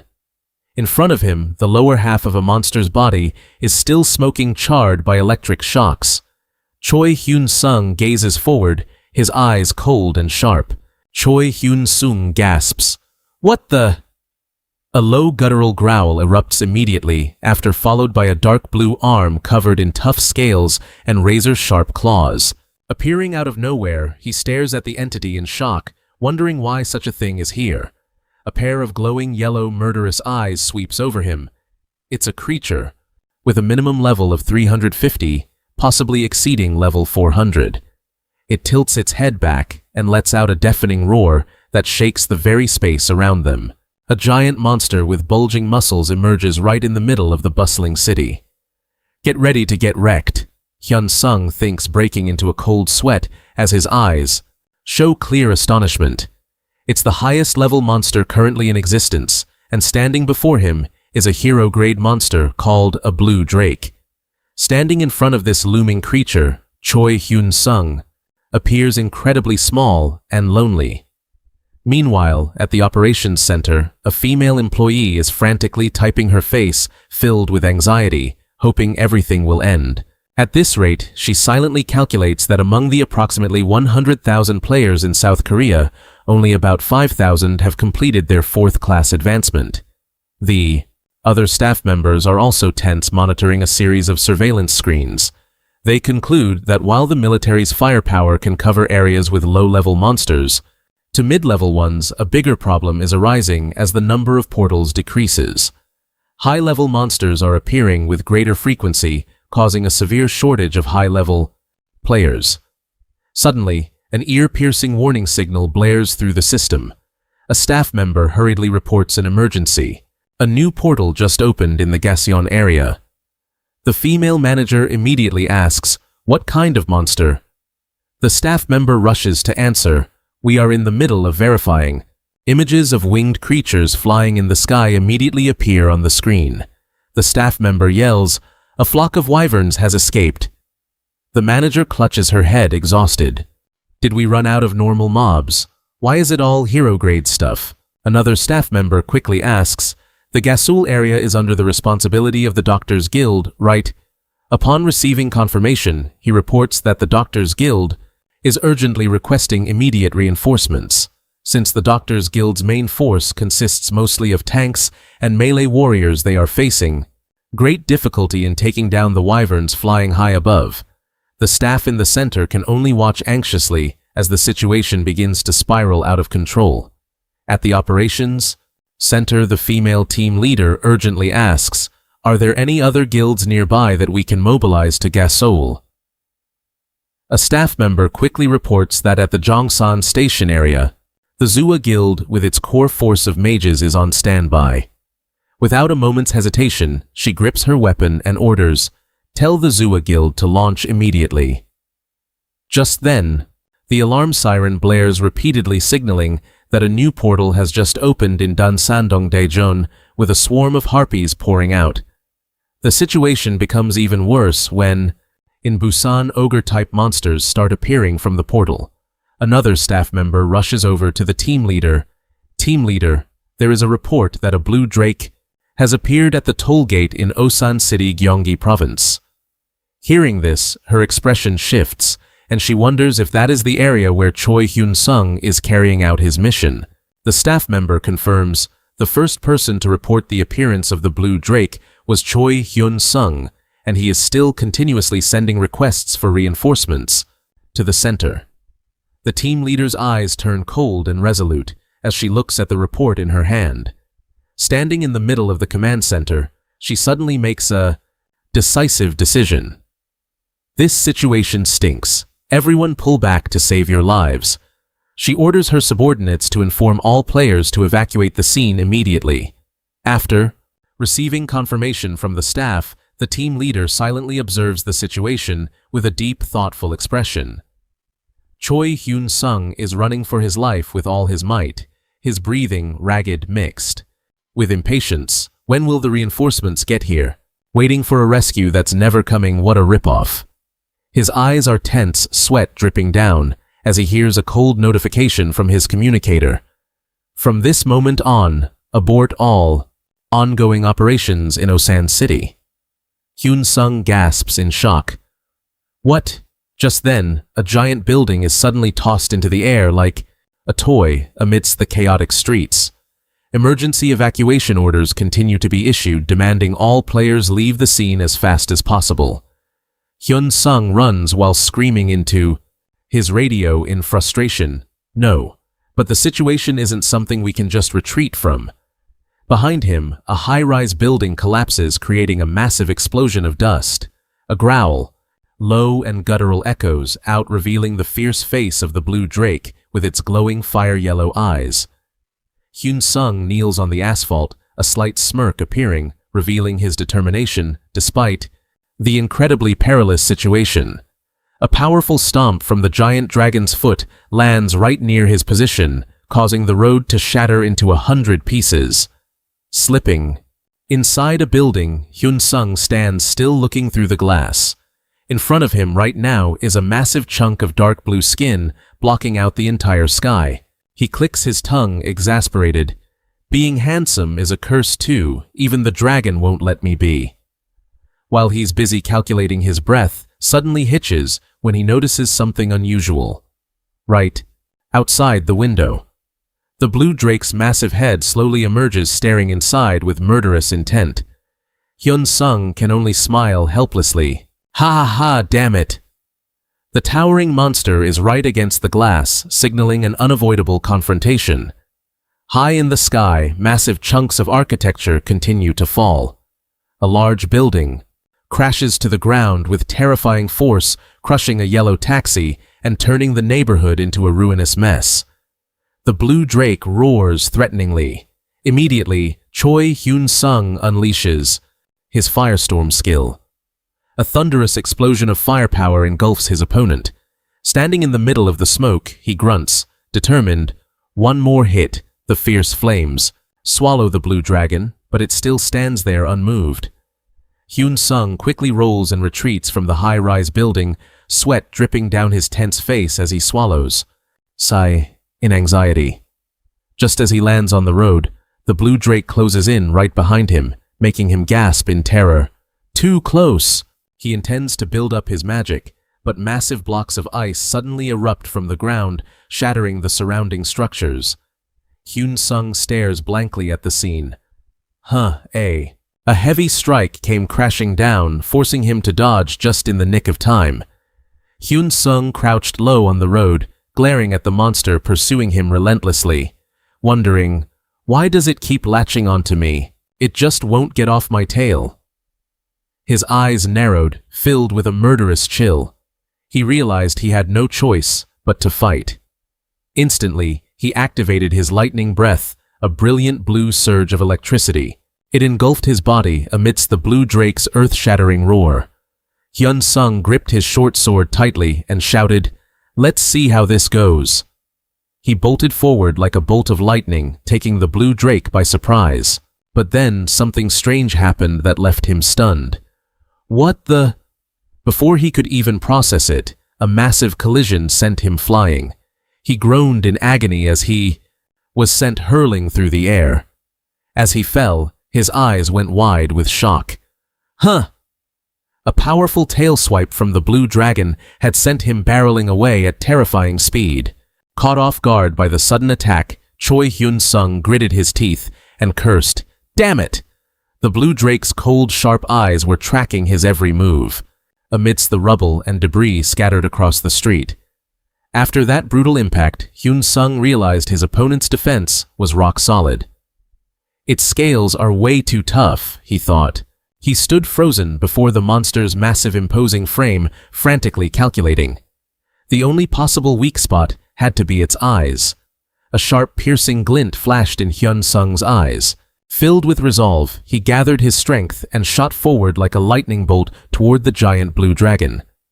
Right in the middle of the intersection, Hyun Sung lunged and leaped onto the creature to seize his chance.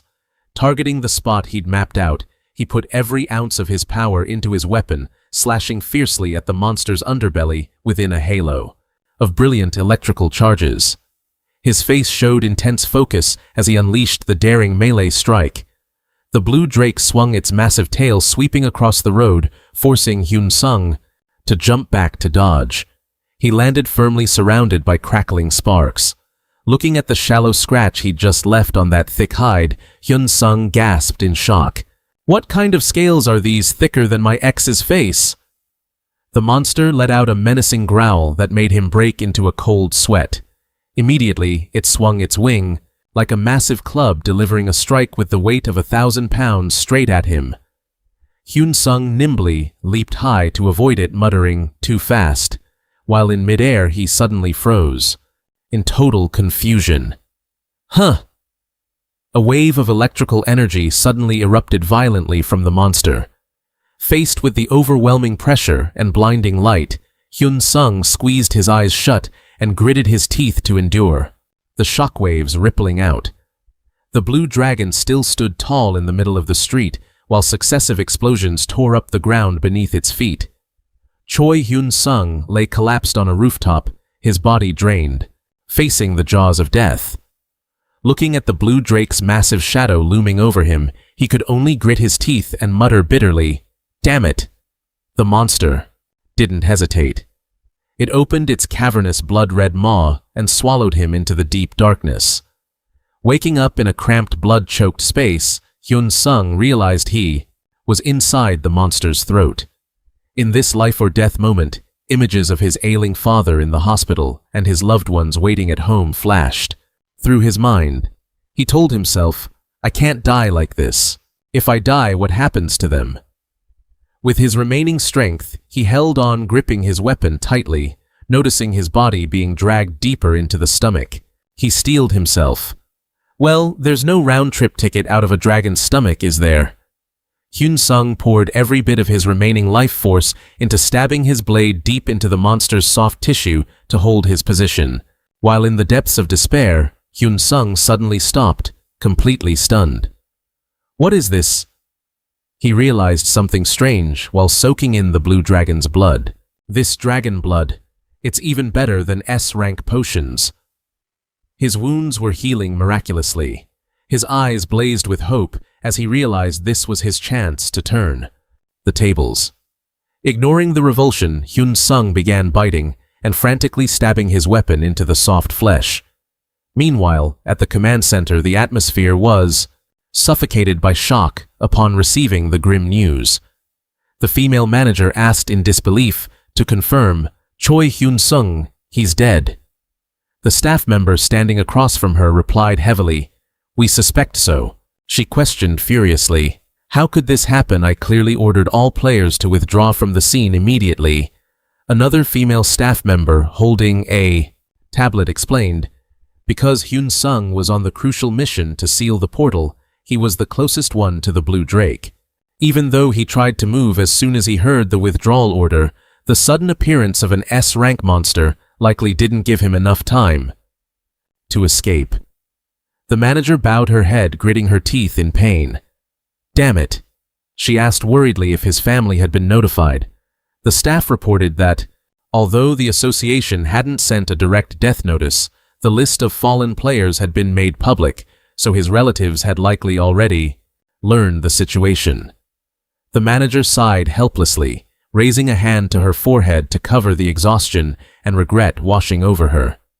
Just then, deep inside the monster, a sharp attack was launched again. After struggling for a while, he was thrown back, rolling around in the cramped stomach space. He sat down, panting in exhaustion. Clad in tattered clothes, Hyun Sung looked at his body in shock. A glimmer appeared in his eyes as he noticed a crucial change. He jumped to his feet, his face showing clear excitement. "All right," Hyun Sung cheered to himself as he saw his status bar stabilizing. "A mobile blood bank, here I come. I'll take on this whole dragon family." Looking at the blood flowing all around him, he realized this was an infinite resource to sustain his life, since there was so much of it here. Without a moment's hesitation, he continued to stab his knife repeatedly into the flesh walls to trigger his absorption skill. Feeling his strength returning, he smiled contentedly. That's it. Suddenly, a massive convulsion occurred, making the surrounding space shake violently. Hyun Sung exclaimed in confusion, "Huh, is the dragon having stomach cramps, or is it just driving recklessly?" His entire body was thrown colliding hard against the slippery flesh walls as the monster moved violently. He gritted his teeth in pain and cursed, "Damn it." In this perilous situation, Hyun Sung gathered all his remaining strength to jam his weapon into the flesh wall to keep from being thrown out. He hung suspended inside the monster's belly, his breath coming in shallow and weary gasps. Hyun Sung pondered, "What on earth is going on here?" His eyes reflected his exhaustion, yet he remained vigilant against the repeated tremors. At the same time, outside, the blue drake was stomping madly, causing the ground to crumble under its giant feet. Witnessing the horrific scene, Lee Soo-young stood frozen in terror. "What is this?" The hunter accompanying her could only stare in shock, responding, "Yeah." Lee Soo-young stood silently watching the blue drake exhibit strange behavior. She wondered, does the blue dragon have an acute stomachache or something? The monster roared, with a heaven-shaking sound. The wild thrashing caused surrounding high-rise buildings to collapse into a cloud of thick dust. Soo-young gasped in shock, "Oh my God!" as she witnessed the scene. Suddenly, it turned into a desolate ruin. Deep inside the monster's body, Choi Hyun Sung was maneuvering through dark, fleshy walls. He let out an excited cry. "Found it!" Upon spotting his target, he looked at the tangled grooves ahead and confirmed, "The blood vessels. They're definitely right here." Instantly, Hyun Sung activated his flame sword skill and swung. The blazing blade sliced deeply into the flesh to destroy it from the inside. The excruciating pain made the blue drake shriek miserably. "Gwa!" Hyun Sung held on firmly. He whispered to himself, "Good." He noticed his wounds were rapidly closing thanks to the abundance of blood around him. With a triumphant grin, he continued to channel power into his weapon, creating glowing energy rings in preparation for the finishing blow. His footsteps splashed through the pool of dark red fluid. In front of Hyun Sung was a giant mass of flesh pulsing rhythmically. Standing before the monster's heart, he didn't hesitate for a second and plunged his sword straight into the center of the vital organ. He ripped through the soft flesh of the massive organ. Suddenly, all movement stopped, making him blink in confusion. What on earth? Immediately, a series of System windows popped up, and notifications rang out rapidly. Passive skill Seth's Immortality has officially upgraded to unique hero rank. Additionally, the active skill Seth's Breath has also been powerfully enhanced to hero rank. The system notifications continued. Recorded Seth's Breath has reached the unique hero level and has been renamed to Breath of the Lightning Dragon. Hyun-sung couldn't believe his eyes. Renamed fine from now on, call me the Lightning Dragon.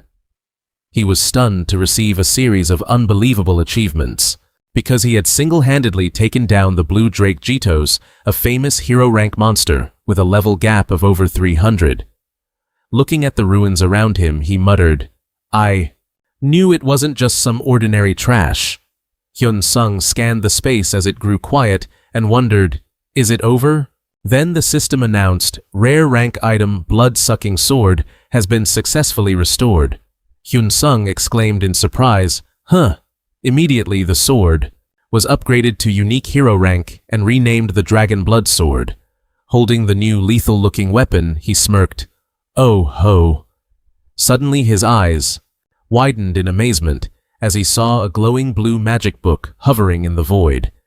Hyun-sung stepped forward and grabbed the book titled Scales of the Lightning Dragon. Rank: Hero.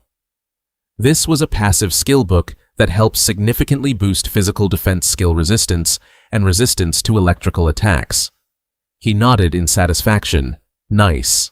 With armor this good, who can even touch me? Standing before the system prompt, asking if he wanted to acquire the skill, Hyun-sung smiled confidently and affirmed, of course, I'm learning it. The book immediately glowed brilliantly and dissolved into his body. Footsteps echoed on the gravel-strewn asphalt. A girl stared at the devastated scene with a stunned expression and gasped, what on earth happened here? In front of them, the giant blue drake carcass lay motionless. A hunter accompanying her also couldn't help but wonder. Exactly.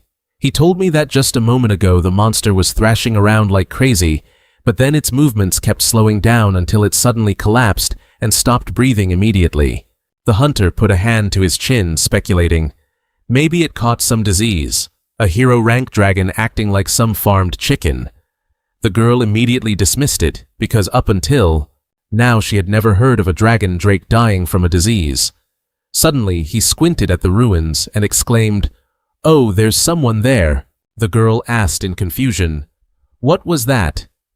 Right at the spot where the blue drake had just fallen, a lone figure slowly emerged from the thick smoke, leaving both of them frozen in their tracks, looking suspicious. High in the sky, a military helicopter glided through the clouds.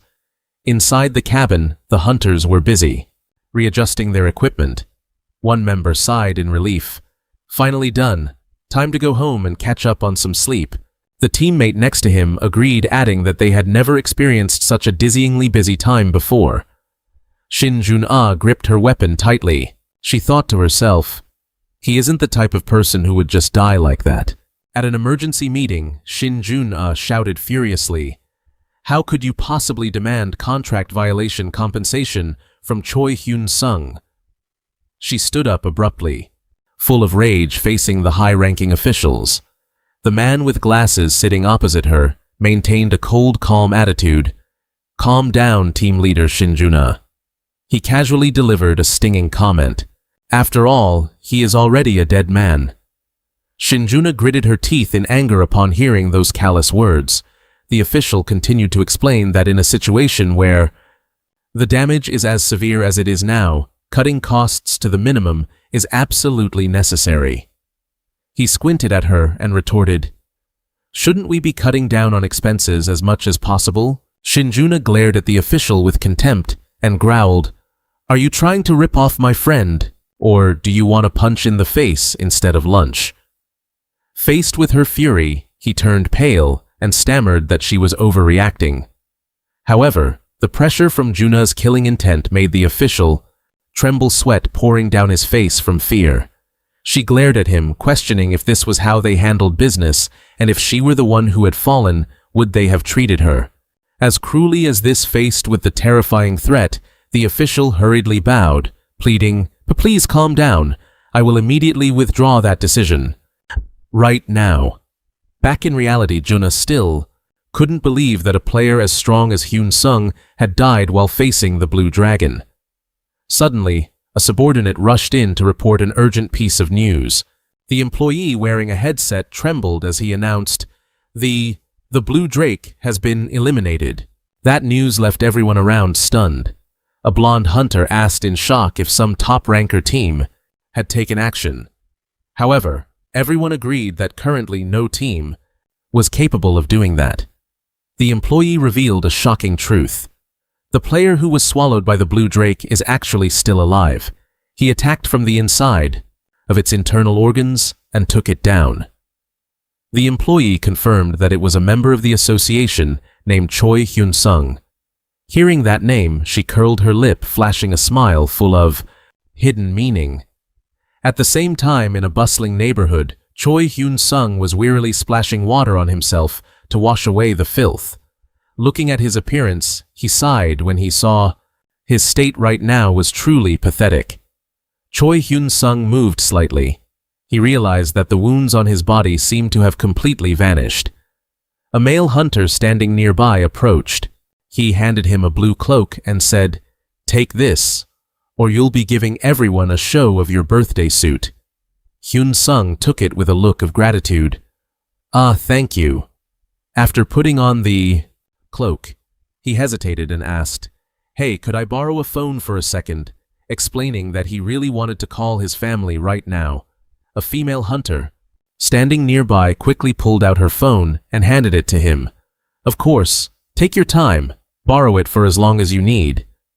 Hyun Sung took the device, stepped aside to a quiet corner, and started dialing. As soon as the person on the other end picked up, he blurted out, "Hello." Meanwhile, the two hunters watched quietly from a distance. Hyun Sung spoke into the phone, voice trembling, "Mom, it's me, Hyun Sung." On the other end, someone gasped in total shock, "Is it really you? Is that really my son, Choi Hyun Sung?" He calmly affirmed, "Yes, Mom, it's me." Hyun Sung explained that there must have been some mistake, because he was alive and well. He didn't understand why his name was on the list of casualties. He continued asking, "Is Sis doing okay? How about Dad?" His mother's only response was, sobbing, choking on her tears. Hyun Sung frantically reassured her, "Mom, don't cry. I just took a dragon blood bath. I'm doing great." His mother still couldn't believe it. She asked again to be absolutely sure that her son was truly safe and sound. Hyun Sung nodded. "Yes, it's true. I've been eating and sleeping just fine." Hearing her son say that, his mother cried out, "You've been through so much. Thank you, my son.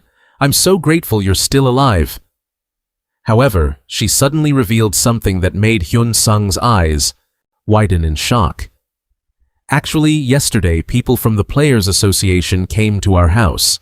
She said they didn't just pay the full compensation for the fallen, but the representative leading the group even knelt on the ground to admit their fault and apologize to the family in deep remorse." Choi Hyun Sung's mother said through tears, "It wasn't a mistake. You don't need to hide anything from me." Behind her, his younger sister was slumped over, shaking face covered in emotion. His mother continued to comfort him. "Come home, son. Forget about the money. Thank you so much for surviving and coming back." Hyun Sung stood frozen in the middle of the empty street at night. He hung up, his face clearly showing deep contemplation after the emotional call.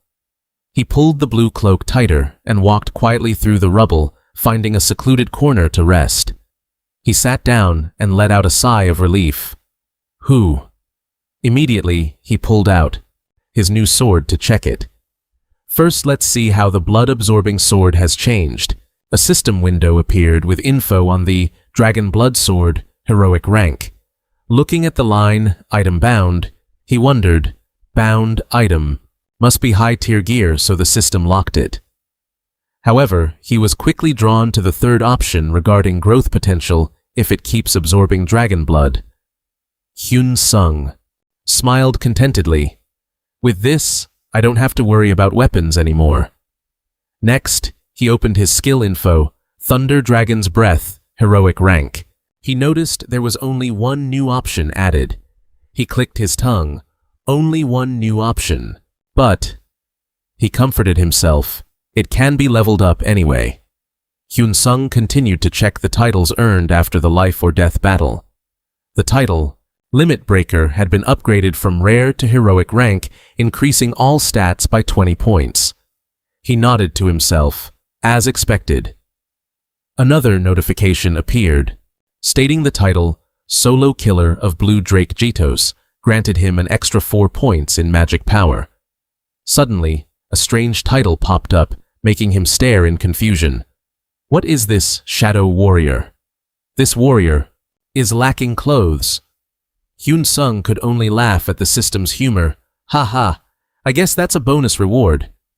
He stared into the void, but then suddenly realized his ironic situation. When will they bring me some clothes? Hyun-sung sat with his knees pulled up, looking at Lee Soo-young standing in the distance, silently lamenting, I want to go home so badly. Suddenly, he felt a presence rushing toward him at high speed. Hyun-sung blinked. Huh! A figure was sprinting wildly toward him through the deserted street. Realizing it was someone he knew, he exclaimed in surprise, Shin-jun, ah! The girl rushed over and hugged him tightly, crying and choking up. If you had died, I would have made this whole guild pay for it. Juna buried her face in his shoulder, sobbing, I'm so lucky. Hyun-sung stood frozen awkward, not knowing how to look at her. At that moment, Juna realized something unusual. She pulled back and stammered, Wait, where are your clothes? Her face turned bright red when she saw he was only wearing a cloak to cover himself. Hyun-sung scratched his head, sweating profusely from the awkwardness. Ah, that, he said, laughing bitterly to explain his pathetic situation. They melted away due to the monster's stomach acid. A soldier stepped forward, handed a red outfit to Choi Hyun-sung, and said, Please wear this for now. Hyun-sung took it and politely replied, Ah, yes, thank you. Shin Jun-ah stood nearby looking at him with a flustered expression. She blushed and looked away. Suddenly, she noticed something unusual and exclaimed, Huh! A man, with blue hair and silver armor, approached grinning broadly. Whoa, what a moving reunion! He turned to Jun-ah with a cheerful look. Hey, Miss Jun. I was really surprised. Faced with his cheerful expression, Jun-ah asked coldly, Surprised by what? The blue-haired guy teased him casually. So your type is a pilot who just killed a dragon. He pointed to Hyun-sung, who was standing there confused behind them, and continued, This guy is the boyfriend you've been hiding all this time, right? Hyun-sung broke into a cold sweat, his face showing clear bewilderment at this disastrous misunderstanding. Jun-ah immediately corrected him with a serious expression, Don't joke around like that. Seeing the other party seemed tense, the blue-haired guy hurriedly raised his hands and replied, Yes, I understand. Jun-ah kept her guard up and asked, But why are you here? He explained that because the campaign had been cancelled, everyone was free to go home and rest, and he had mentioned this earlier. Suddenly, the sound of iron heels echoed sharply on the pavement. Lee Soo-young, in a purple cloak, suddenly appeared and retorted, How could I go home after witnessing a scene like that? She walked closer with curious eyes. I was just curious, so it came to check it out. Soo-young stared intently at Hyun-sung and didn't hesitate to exclaim, Oh my, he really is my type. She stepped close and reached out to touch Hyun-sung, hurriedly raised his hand in greeting and replied, Yes, I understand. Jun-ah still kept his guard up and asked, But why are you here? He explained that because the mission had been cancelled, everyone was free to head home and rest, and he had already mentioned this before.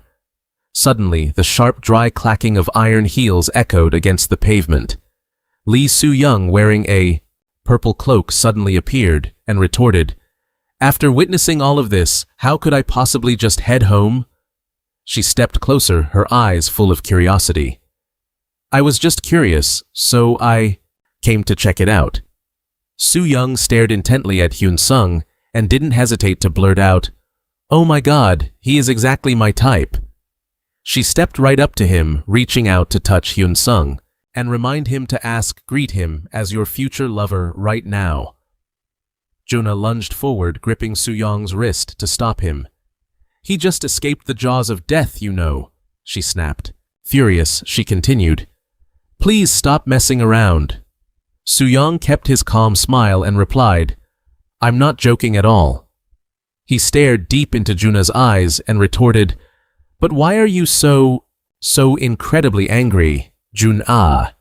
Su Young's smirked eyes full of hidden meaning. Could it be? Before he could finish, Junha cut him off sharply, stating firmly, "Hyun Sung needs rest right now." She looked at him with concern and added, "We also need to get him to the hospital to check for any internal issues." Shin Junha's gaze hardened as she looked toward the crowd surrounding them. She said coldly, "It seems everyone gathered here is just curious about Choi Hyun Sung taking down the Blue Drake. But this behavior is truly a major sign of disrespect." Turning to Hyun Sung with a look of genuine care, she suggested, "Let's head to the hospital first." He nodded slightly in agreement. "I understand." Junha turned back and loudly declared to the other players, "I am commandeering the helicopter you all arrived in to rush Choi Hyun Sung to emergency care." Before anyone could react, she firmly grabbed his hand, and they both left the scene. Witnessing this, Lee Soo-young could only click his tongue in frustration. "Tsk," he muttered to his teammates. "Fine, I'll yield to her. I'll hunt him down properly next time." Standing from behind the blue-haired hunter, watched their retreating figures lost in thought. "But I'm honestly so curious. How could he have hunted the Blue Drake all by himself?" The person with him also remarked, "Seeing Junha care for him like that, he's definitely no ordinary player." He flashed a knowing smile and muttered to himself, "Well, I guess I'll just ask later." Although the Second Great Cataclysm caused significant losses for Korea compared to other nations, the damage here was considered much lighter. Choi Hyun Sung walked through the streets, witnessing firsthand the country's gradual recovery after successfully averting the disaster. The destroyed infrastructure was quickly being repaired and rebuilt. At research institutes, experts had also begun analyzing the monster carcasses and newly collected mana stones to serve projects for technological development. Although the social atmosphere was still a bit uneasy, everything was beginning to return to its natural course. Choi Hyun Sung, in a sharp suit, wearing a mask and sunglasses to hide his identity, found his way to a large warehouse. Looking at the towers of crates stacked high, he remarked, "The volume of goods here is quite significant." The shop manager, with a radiant, joyful face, reported that they were lucky their store hadn't suffered any damage after the incident. He excitedly shared that immediately. After the power grid was restored, their top priority had been to fully charge every spare battery in the warehouse. Observing the equipment carefully through his dark sunglasses, Choi Hyun Sung didn't hesitate for a moment, making a swift decision. "I'll take the whole lot." The manager was incredibly surprised and thrilled quickly, bowing respectfully to thank his major client. Standing before the system interface in the middle of the bustling city, Choi Hyun Sung was calculating his next business move. Realizing the supply of high-capacity batteries from the 20 company was still extremely scarce, he decided to hike the price up to nearly 60 million points per product. As soon as he hit the register button, a notification sounded, and the successful sale alert immediately popped up, leaving him stunned. "Wait, this price is highway robbery, and you guys are still fighting to buy it." He couldn't believe his eyes. Hyun Sung tried raising the price even higher, but the result didn't change. The stock was wiped clean the moment it hit the shelf. He smirked, a sinister smile creeping onto his face. At this rate, I can be even more aggressive with the pricing. A few days later, Hyun-sung went to the dealership to scoop up more stock. Faced with his demand for a massive quantity, the manager broke out in a cold sweat, nervously explaining, "I only ordered the exact amount you usually buy, so right now, I don't have enough left." Hyun-sung maintained his cold demeanor in his black suit and mask covering his face. He said firmly, "Then place an order for more immediately." The manager hastily reassured him that the factory was operating normally, so production wouldn't face any obstacles, while also promising to contact other branches to gather more stock for him right away. He was single-handedly managing the entire supply chain. As Hyun-sung prepared to leave, the man pleaded, "If you leave your phone number, I will notify you the moment we have more." However, to ensure his identity remained secret, he bluntly refused. "No need, I'll come back myself tomorrow."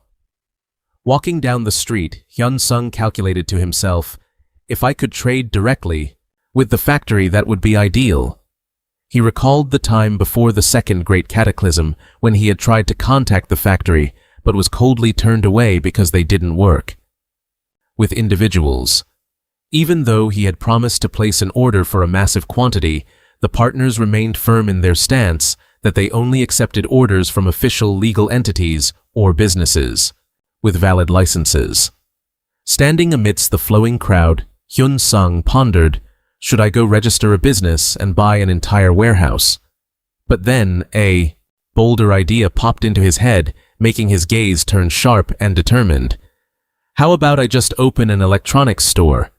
A few days later, before Choi Hyun-sung's eyes stood the imposing high-mat building.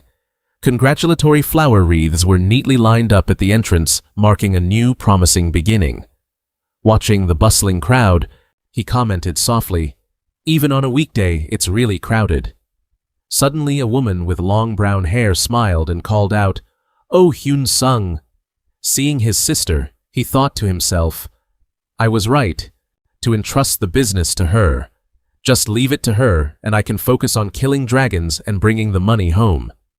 She continued to update him on the inventory status. "I just transferred some battery sets to the warehouse. They should have arrived by now." Hyun-sung waved goodbye. "All right, I'll go check right away." When she asked if he needed to order anything else, he answered a bit awkwardly, "That depends on the timing." Seeing him about to leave, she grabbed his hand affectionately. "While you're at it, stay for lunch. Mom's almost here too." Hyun-sung happily agreed. "What should I order today?" "The most expensive thing on the menu, bring it out for Mom and Sis." The manager, radiant, agreed. "You got it." At his private warehouse, Hyun-sung stood alone, observing the system interface, staring at the sales list. He sighed softly. It looks like it's almost coming to an end. The consumption speed on the virtual market has slowed down. Sales have almost completely stopped. However, he quickly regained his composure. Well, that makes sense. Throughout the whole week, goods have been selling like crazy. Those electronics had brought him an immense amount of accumulated points, enough to carry out bigger plans. He walked over to the sofa, collapsed onto it, and told himself, "What's the point of having a lot of money to upgrade myself? What else, Hyun-sung?" Hyun-sung is lost in thought, scouring the list of high-end items and skills, weighing exactly what he should buy. He starts tallying up his current power, noting that he possesses a total of 5 hero-grade skills. As he examines the detailed breakdown, he realizes the one limitation in his skill set: his only active skill is just the dragon's lightning breath. He suddenly realizes that he only possesses one truly notable offensive skill, and even that is a damage over time ability that requires a long duration to sustain. Recalling the fierce battles against monsters, he understands that he desperately needs an active skill that he can activate freely at any moment. Or, at the very least, he needs a teleportation skill to escape from life or death situations. Sitting alone in the warehouse, Hyun-sung glues his eyes to the system interface. To find the optimal choice, he decides to buy both types of skills, purchasing them without even looking at the price, true to a wealthy boss's style. After all, compared to passives, active skills are relatively more affordable. His fingers glide quickly through the list of items from elven warrior swords to dwarven hammers, but Hyun-sung stops cold when he sees the price of teleportation skills. They are not cheap at all. Some go for nearly 700 million points. He clicks his tongue, recalling that even in the past items related to spatial anomalies were always this expensive. He realizes that only when a skill reaches hero grade does it have the ability to teleport living beings, though it comes with countless strict constraints. The system's feature allowing him to read the reviews of previous buyers makes Hyun-sung feel incredibly convenient. After careful consideration, he stops at a skill book called Blink Hero Grade. This skill allows the user to teleport to any location within sight, although the amount of mana consumed is proportional to the distance, and he cannot move to places with unstable mana flows. Hyun-sung tells himself, expensive but worth it, and swipes his card without hesitation, despite the staggering price of 40 billion points. He doesn't hesitate for a second. A system notification rings out, asking him to confirm the purchase of the hero grade skill book and warning that the item cannot be refunded. As soon as he hits agree, a mysterious blue light erupts and envelops his entire body. Hyun-sung stands up, feeling the new power flowing through his body. He walks through the empty warehouse thinking, let's give it a test run, shall we? Hyun-sung decides to test the newly acquired skill and softly shouts, blink. Instantly, his body teleports to another spot in the blink of an eye. Hyun-sung is visibly excited. Oh, it actually works. He tells himself he'll save testing long-distance teleportation for another time, then leisurely walks back to his room and continues scrolling through the system board to find more power. Even after looking through countless skills from fire, wind, and ice to lightning, he still hasn't found one that really catches his eye. Just as he's about to give up, his eyes suddenly light up when he sees a hero-grade skill book called Black Lightning. This is an extremely powerful dark element attack skill that consumes both stamina and mana to unleash devastating blows. Even though the price is nearly 30 billion points, Hyun-sung still feels incredibly intrigued. Seems alright, doesn't it? After reading carefully that this skill is 3 times stronger than normal, but tends to cause exhaustion, he is confident that his abundant stamina can fully compensate for the weakness in mana. Without a moment's hesitation, he decisively makes the decision, just buy it. A big spender who gets what he wants. The moment the system confirms the transaction is successful, Hyun-sung immediately proceeds to absorb the new skill, but unexpectedly, a failed notification pops up, making him gasp. I knew it. But then the unexpected happens. The unique hero-grade Dragon's Lightning Breath skill suddenly auto-absorbs the black lightning and upgrades massively. Hyun-sung breathes a sigh of relief, realizing that even though it belongs to the dark element, it can fuse perfectly with his existing power. Now, the protective shield that usually auto-activates and drains too much mana can be adjusted to his will. He walks away decisively and tells himself, let's go to the dungeon and try it out. Shall we? Heading deep into the dark forest, a flock of devil bats begins flapping their wings chaotically in the night sky, opening their mouths full of sharp teeth and roaring ferociously. He raises his hand forward to activate the skill. Glowing magic circles appear right above the heads of the monsters waiting to attack. The purple energy burning in Hyun-sung's cold eyes causes the monsters to scream in agony. Standing amidst the dust and purple electricity covering the space, he smirks with satisfaction. Not bad at all, telling himself that this new power is truly worth the huge amount of points he spent all his points to buy. It's truly worth the money spending. It feels great. 5 hours pass and the scene is left with only smoldering embers and the carcasses of monsters lying scattered. A notification system suddenly pops up recording an incredible hero-grade achievement. Hyun-sung has single-handedly wiped out 5,000 high-level devil bats, earning the title Devil Bat Slayer. Beads of sweat roll down his weary face. He pants. So tired. Guess I'll stop here for today.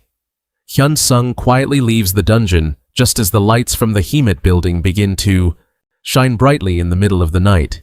Sister, are you still not home yet? She looks at her younger brother's travel-worn appearance and asks, You've been out hunting until this late? Just got back, Hyun-sung answers. After his brief reply, she smiles encouragingly. You've worked hard. The supplies have been sorted in the warehouse. Go check them. He replies, Thanks, sister. 30 minutes later, when he comes back out, Hyun-sung still sees his sister waiting in the lobby. Wait, are you planning to work overtime without pay, or waiting for me to pay your salary? He says with a bright smile, and suggests, Let's go home, sister. Contrary to Hyun-sung's excitement, his sister's face suddenly becomes extremely serious. Sit down here for a moment. I have something important to tell you. Noticing the strange atmosphere, he hesitantly asks, You waited for me just to say this. After her nod of confirmation, Hyun-sung starts to feel tense. What could be so serious? Sister, she looks straight into his eyes and slowly begins, It's about what happened during the time that you were declared dead. Choi Hyun-sung sits across from his sister with a cup of coffee still steaming.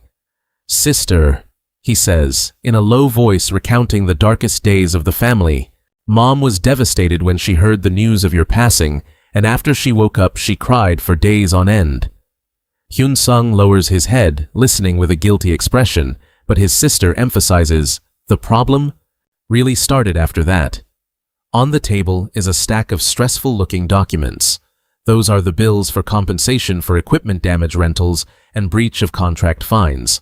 Seeing those absurd numbers, Hyun-sung is shocked and blurts out, Wait, I went to slay dragons not to go bankrupt. She continues with a helpless look. Even though I've appealed dozens of times, but the answer was always that there were no legal issues. Those people heartlessly pressured his family, giving only one response, sign the waiver to renounce your inheritance, even when they sought professional help. The result was a dead end. His sister had consulted lawyers, but they said there was no other way but to give up the inheritance.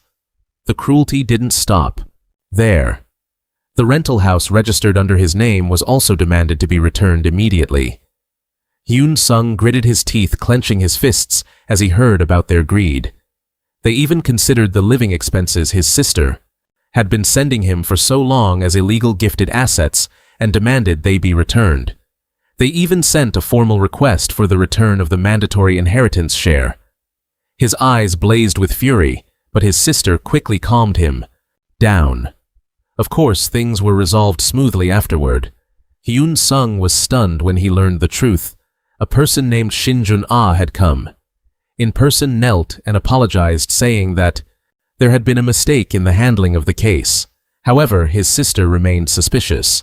She didn't think it was just a random mistake, even though their mother had told her not to. Under any circumstances, let him know. Seeing that her younger brother had stabilized, she decided to tell him everything. She thought he also needed to know the truth about what had happened. Hyun-sung looked at her full of gratitude. He thanked his sister for telling him. Immediately after, he cast a cold, sharp gaze toward the towering Player Association building under the blue sky. The association was about to get a rude awakening. Approaching the association's reception desk, Choi Hyun-sung took the initiative. I have an appointment with team leader Shin Jun-ah. The receptionist was a bit surprised and replied, you're here a bit early. 팀 리디오 신준아는 아직 돌아오지 않았다. 현성은 미묘하게 웃으며 설명했다. 나는 미리 확인해 두었고 그녀는 나에게 기다리라고 했다. 리셉션의 태도는 즉시 바뀌었다. 오, 그렇구나. 그럼 let me show you the way. As they walked, she attentively asked, Would you like some tea or coffee, sir, so I can bring it for you? Hyun-sung stood in the luxurious, tidy office and declined. No need, thank you. After the staff member left and the door shut tight, Hyun-sung's expression immediately became pensive and murderous. Standing alone in the middle of the room, he whispered to himself, Let's get started, shall we? Hyun-sung's eyes suddenly glowed with a mysterious blue light as he activated the psychic vision skill. He focused intensely and commanded the system to search for the code Choi Hyun Sung. Instantly, magical circles and virtual data panels appeared surrounding him. Hyun Sung reached out and touched the data stream to uncover the truth buried deep in his subconscious. A cold official announced, "It appears the subject has passed away at the scene." An image of Jun-ah appeared with a face full of sorrow and exhaustion. Hyun Sung dug deeper into the memory. He saw the scene of Jun-ah, angrily questioning someone over the phone. "What on earth is this? Why are you people treating Choi Hyun Sung's bereaved family like this?"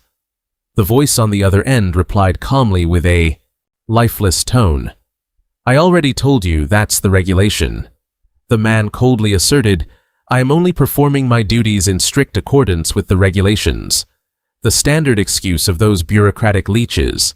Shin Jun-ae gritted her teeth in fury. She snapped over the phone, demanding the other party immediately retract that cruel order. However, the person on the other end coolly countered that this was his duty, and Juna had no right to interfere. She yelled, "Is this how you treat a player who sacrificed himself for the country?"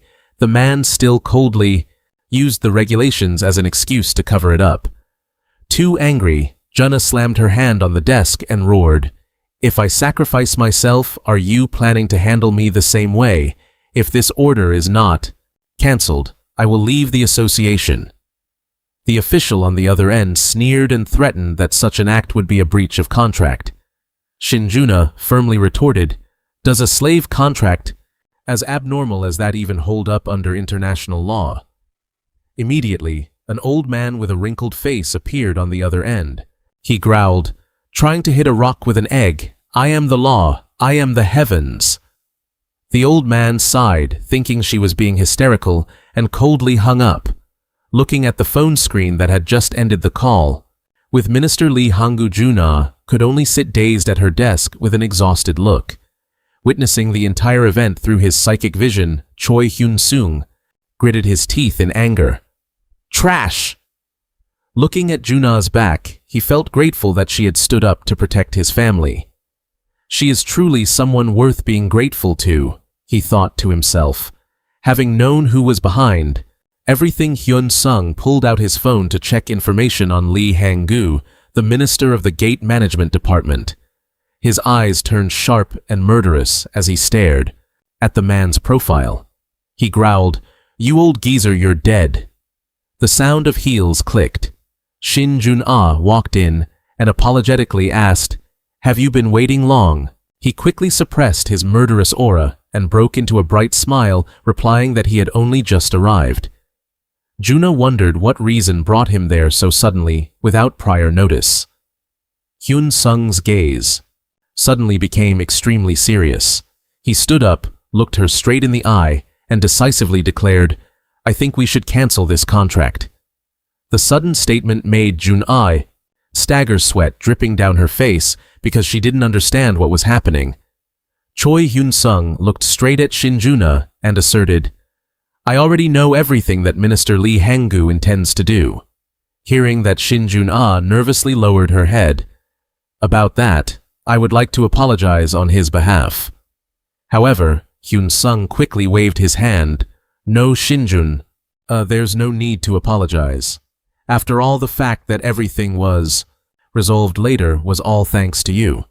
He gave a warm smile, leaving Juna surprised. Hyun Sung continued, "Actually, I should be the one to express my thanks."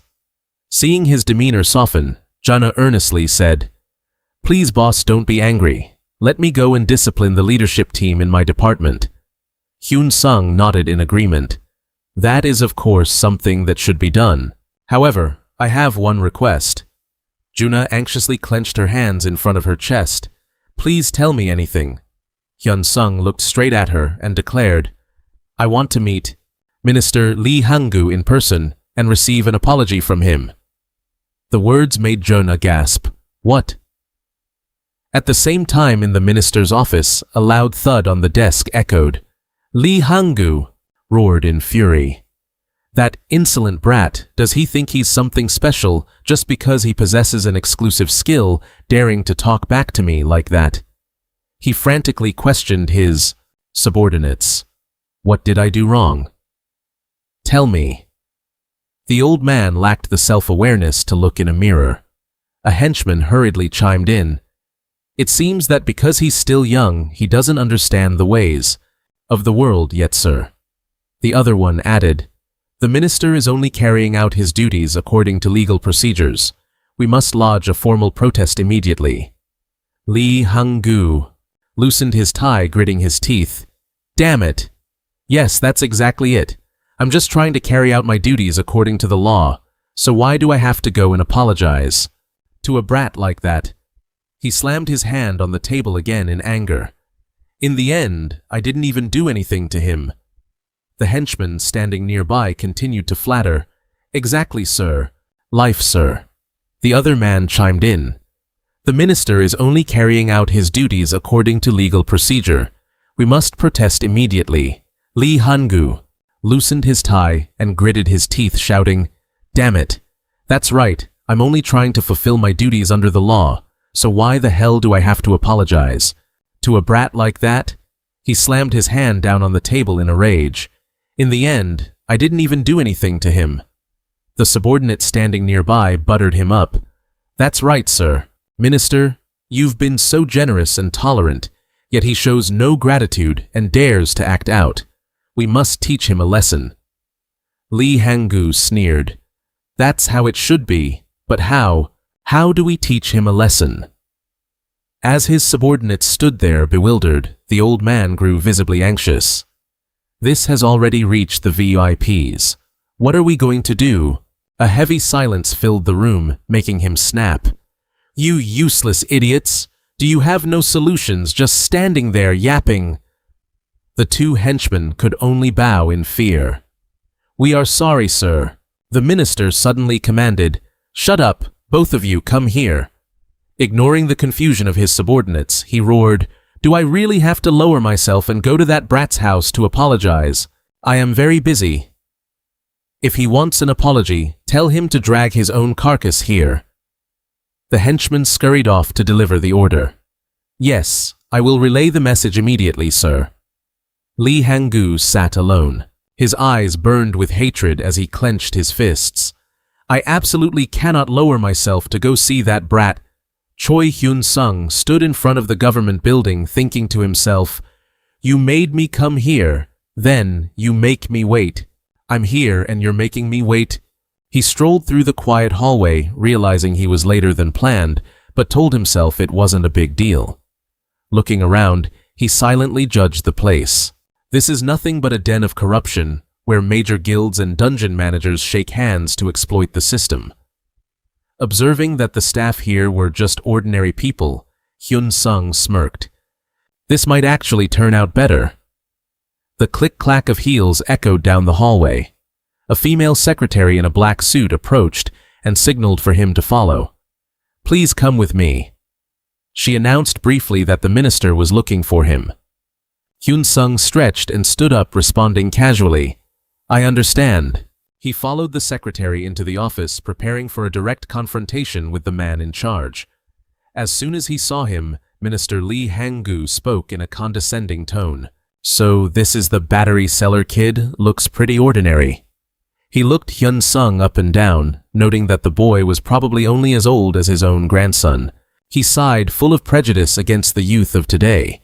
Not giving him a chance to dominate the conversation, Hyun-sung coldly cut him off with a blunt question, getting straight to the point. Where is that apology you owe me? Immediately, he silently activated his psychic image skill to see through the old man's true intentions. Li Hanggu cleared his throat and offered a reluctant apology. I apologize for that. He started justifying himself, saying that as a public servant, he had no other choice and that a minister absolutely could not let personal feelings interfere with official duty. Through his special skill, Hyun-sung saw the true nature of this old man, realizing he was colluding with everyone involved. He cursed under his breath. What a dirty scumbag. Li Hanggu continued to act, putting on a facade of being a hero hiding behind the law while being an expert at lining his pockets. Hyun-sung raised an eyebrow with contempt and retorted, The law, you say? He flatly criticized the minister's logic as forced and full of inconsistencies. Hyun Sung directly challenged him on the issue of demanding compensation for damaged equipment, while it's obvious these events occurred during the line of duty. Struck right in the heart, Lee Hang-gu's expression changed. He glared. What? Hyun Sung growled, questioning the ridiculous breach of contract fines the association had imposed. He emphasized that he had been officially confirmed as killed in action while performing the mission you assigned me. I was processed as KIA while carrying out the contract. I was KIA while doing the work. And that you ordered me to do. How can you even say that? Hyun Sung shouted at the old man. What is in that head of yours to come up with such thoughtless arguments? You're brain dead. Lee Hang-gu slammed the table and stood up. His face twisted in anger. Do you know who I am? How dare you speak to me so insolently? Hyun Sung remained calm. Isn't the person who started being rude the minister himself? He muttered softly with contempt. Why are there people so ignorant that they don't even realize that? The comment drove Lee Hang-gu mad. He rolled his eyes and yelled, You bastard! What did you just say? He frantically bragged about his status as a minister and his time as a National Assembly member to intimidate him. He scolded the boy for being a punk who didn't know his place, daring to speak so brazenly. It was the typical script of someone on their way out. Hyun Sung just casually cleaned his ear, making the old man even more furious. The old man cursed him inwardly as uneducated trash who only relied on the luck of awakening to insult his noble status. However, when Hyun Sung turned back with a sharp, murderous gaze, the old man suddenly froze. Hyun Sung calmly dropped a deadly question. Behave and you live. Fight back and I'll send you to meet the Blue Drake personally. Seeing the true murderous intent from someone who had walked out of the jaws of death, Lee Hang-gu was sweating profusely, his legs shaking, unable to stand steady. Hyun Sung sauntered over, leaned in close to the terrified old man and warned, From now on, try to live with a bit of class. And please, before you spit out any words, use your brain to think first. He tapped the old man's forehead to mock him. This isn't just for decoration, you know. Tapping a minister's forehead like ringing a bell in front of his terrified subordinates, Hyun Sung held up his phone and coldly announced, By the way, I've recorded every bit of that verbal abuse. I will officially file a complaint about this, and I can also file a formal report for defamation as well. So, see you in court. Choi Hyun Sung left him with that cold remark and casually walked away. Behind him, the sound of the old minister's helpless roaring echoed throughout the hallway. Hyun Sung smiled silently, judging that this skill seemed more useful than he had thought. He realized that for ordinary people, the provoke skill was truly a cheat, as it could easily make the opponent lose control and attack blindly. A few days after the media storm erupted, news of the Black Fund scandal and the illicit dealings of Minister Lee Hang-gu flooded the online newspapers. All the ledger books of corruption were widely spread across the internet, sparking a wave of unprecedented outrage. At first, it was just individual players, but then small and medium guilds started taking to the streets to protest, even going on strike to demand justice. While the whole world was in chaos, Choi Hyun Sung was leisurely resting in his apartment. He carefully reviewed the psychic image skill info he had just used. It was an amazing ability that helped him read past information from objects, in the form of hologram images and sounds. Hyun Sung smugly thought, With this 4K hidden camera, I know everything about everyone's shady business. Just then, his phone buzzed, showing a call from Shin Jun-ah. Hyun Sung was slightly surprised. Huh, he picked up. Yes, Ms. Jun-ah. Hearing the voice on the other end asking if they could meet, right now, he replied happily, Yes, any time is fine. However, when Juna suggested she would come directly to his place, Hyun Sung immediately jumped up in panic. Wait a sec. Scared of your hideout being exposed, or just scared of someone seeing your pajamas? He quickly typed away on his phone and pushed it toward her. I think you should head to the small cafe near Sangha station. She nodded in agreement, noting she'd be there in 30 minutes. Hyun-sung quickly threw on a jacket and headed out. Got it. At the small cafe, I'll ask her straight. That scandal involving Minister Lee Hang-gu was that your handiwork. Hyun-sung took a calm sip of coffee and countered. Why would you think that? She asserted, firmly convinced he was the only one capable of causing such a stir. She warned him that government officials were extremely on edge, especially since Hyun-sung was already a prime suspect behind the incident. She advised him to be careful. Hyun-sung mused for a moment, then posed a hypothetical. What if it's discovered that I did it? What happens then? The woman coldly replied, you could be arrested for trespassing and theft. Hyun-sung realized that under the special laws for players, he would definitely face harsher penalties than a normal citizen. She stressed that if that scenario actually unfolded, he would have to use public opinion to his advantage. Hyun-sung nodded in agreement. I get it, but... He flashed a cryptic smile and insisted, I'm innocent, miss. I'm just a guy selling batteries who happened to be passing by. Even so, the woman didn't forget to warn him to be extremely cautious. She revealed a brutal truth: those in power absolutely did not want players to gain real tangible authority. However, she admitted that this incident was certainly a strong enough warning to the authorities. She continued analyzing that after this, Hyun-sung had definitely made himself more than a few enemies, and the government's vigilance toward him would increase tenfold. So she advised him to keep a low profile and avoid drawing any attention for the time being. Hyun-sung chuckled. Well, even though it has nothing to do with me, things are pretty chaotic right now, so keeping quiet is probably for the best. He confirmed that he didn't want to get tangled up in any more baseless suspicions. The woman, satisfied with his quick wit, concluded, You're right, it's best to avoid unnecessary suspicion. The two sat across from each other in the quiet cafe implicitly, confirming a pact to keep their heads down amidst the coming turmoil. A missile tore through the Pyongyang sky, creating a catastrophic explosion in the heart of the city. Standing before the blazing scene, North Korean soldiers anxiously asked each other, Is it finally down? But the reply they received was filled with despair. A missile is just a toy to a monster, like this giant worm. From within the rubble, an ancient creature with thick, hardened scales began to emerge, revealing rows of threatening, razor-sharp teeth. The giant emoji monster lifted its head.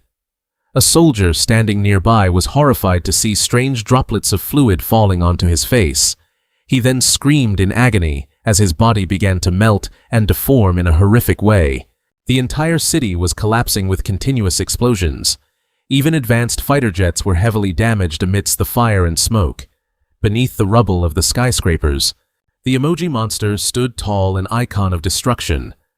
Back in the present, the peaceful atmosphere suddenly vanished when the girl looked at her phone with a strained expression and stood up in a hurry. I have to go. She had just seen an emergency mobilization order for high-ranking players from the Korean Player Association flashing on her screen. Choi Hyun-sung also stood up immediately. I'll go with you, to protect you, or to hunt monsters. With her consent, both of them quickly left the cafe. Inside the speeding car, the woman nervously announced, The alert level has been raised to Xeno TG1. She hurriedly pressed her phone to her ear. Let me contact headquarters first. Breaking news on Naver News appeared, full of shocking headlines in red. Pyongyang has vanished. The North Korean government has completely collapsed. The woman driving the car handed her phone to Choi Hyun-sung and announced that new information had been posted. Hyun-sung intently read every line. Pyongyang has vanished. Government collapsed. Monster emoji of immeasurable level is moving south. Sweat dripped down his face as he mused, That thing. If I sold batteries for that, I'd probably make a few trillion points, right? At the Player Association headquarters, an official loudly announced to the entire hall, As you have all seen on the news, the current situation is far more serious. Pyongyang has been completely destroyed and the North Korean leadership has collapsed. He explained that because North Korea's top rankers and high-level players were killed while fighting the emoji, the portals there were exploding with waves of monsters running rampant. Lee Soo-young and her colleagues listened in silence as the spokesperson continued. While refugees and retreating troops are flooding south, the monsters are following right behind them. A man with red hair stepped onto the podium and decisively concluded the briefing. He looked down at the most elite hunters and declared, "I will now explain why I have urgently summoned you rankers and high-level players. Your mission is to prepare, to deal with the emoji on the front lines, and stop the monsters pouring in from the north." Hyun Sung was shocked, wondering, the front lines. 10 days later, in Paju Gyeonggi province, a ferocious horde was charging, invading relentlessly. "When will this end so I can go home and eat my mom's cooking?" one hunter said, full of exhaustion. His comrade, equally weary, replied, "I don't know either. The losses are already too high." Watching from afar, Choi Hyun Sung whispered, "Terrifying." On the other side, Lee Soo-young had turned into a beast, crazily charging to take down enemies alongside the other warriors. In the chaotic battlefield at a warehouse, Hyun Sung mused, "How much longer do I have to stay here?" A battery-selling millionaire turned delivery guy, even though, thanks to his sister, he could restock his supplies here, he still couldn't help but feel a bit embarrassed about being so stealthy. At the same time, in the area around the Yalu River, in Dandong, China, a fierce battle was taking place. A savage horde was crossing the massive bridge amidst earth-shattering explosions. Heavy machine guns fired non-stop, sweeping through the monsters and turning the scene into a bloodbath. A giant foot stomped down on the ground, shaking everything. From under the water, a massive red dragon emerged, looking incredibly threatening. A fireball suddenly shot out, exploding right on the creature's body. The monster threw its head back and roared in fury. Watching from a distance, a cold silver-haired female warrior muttered with disdain, "How annoying." Behind her, a group of mages and warriors had lined up, ready to channel their magic for a massive all-out attack. Successive explosions rained down, causing the dragon monster to roar in pain. Standing before the colossal creature, the silver-haired warrior maintained a terrifyingly calm composure.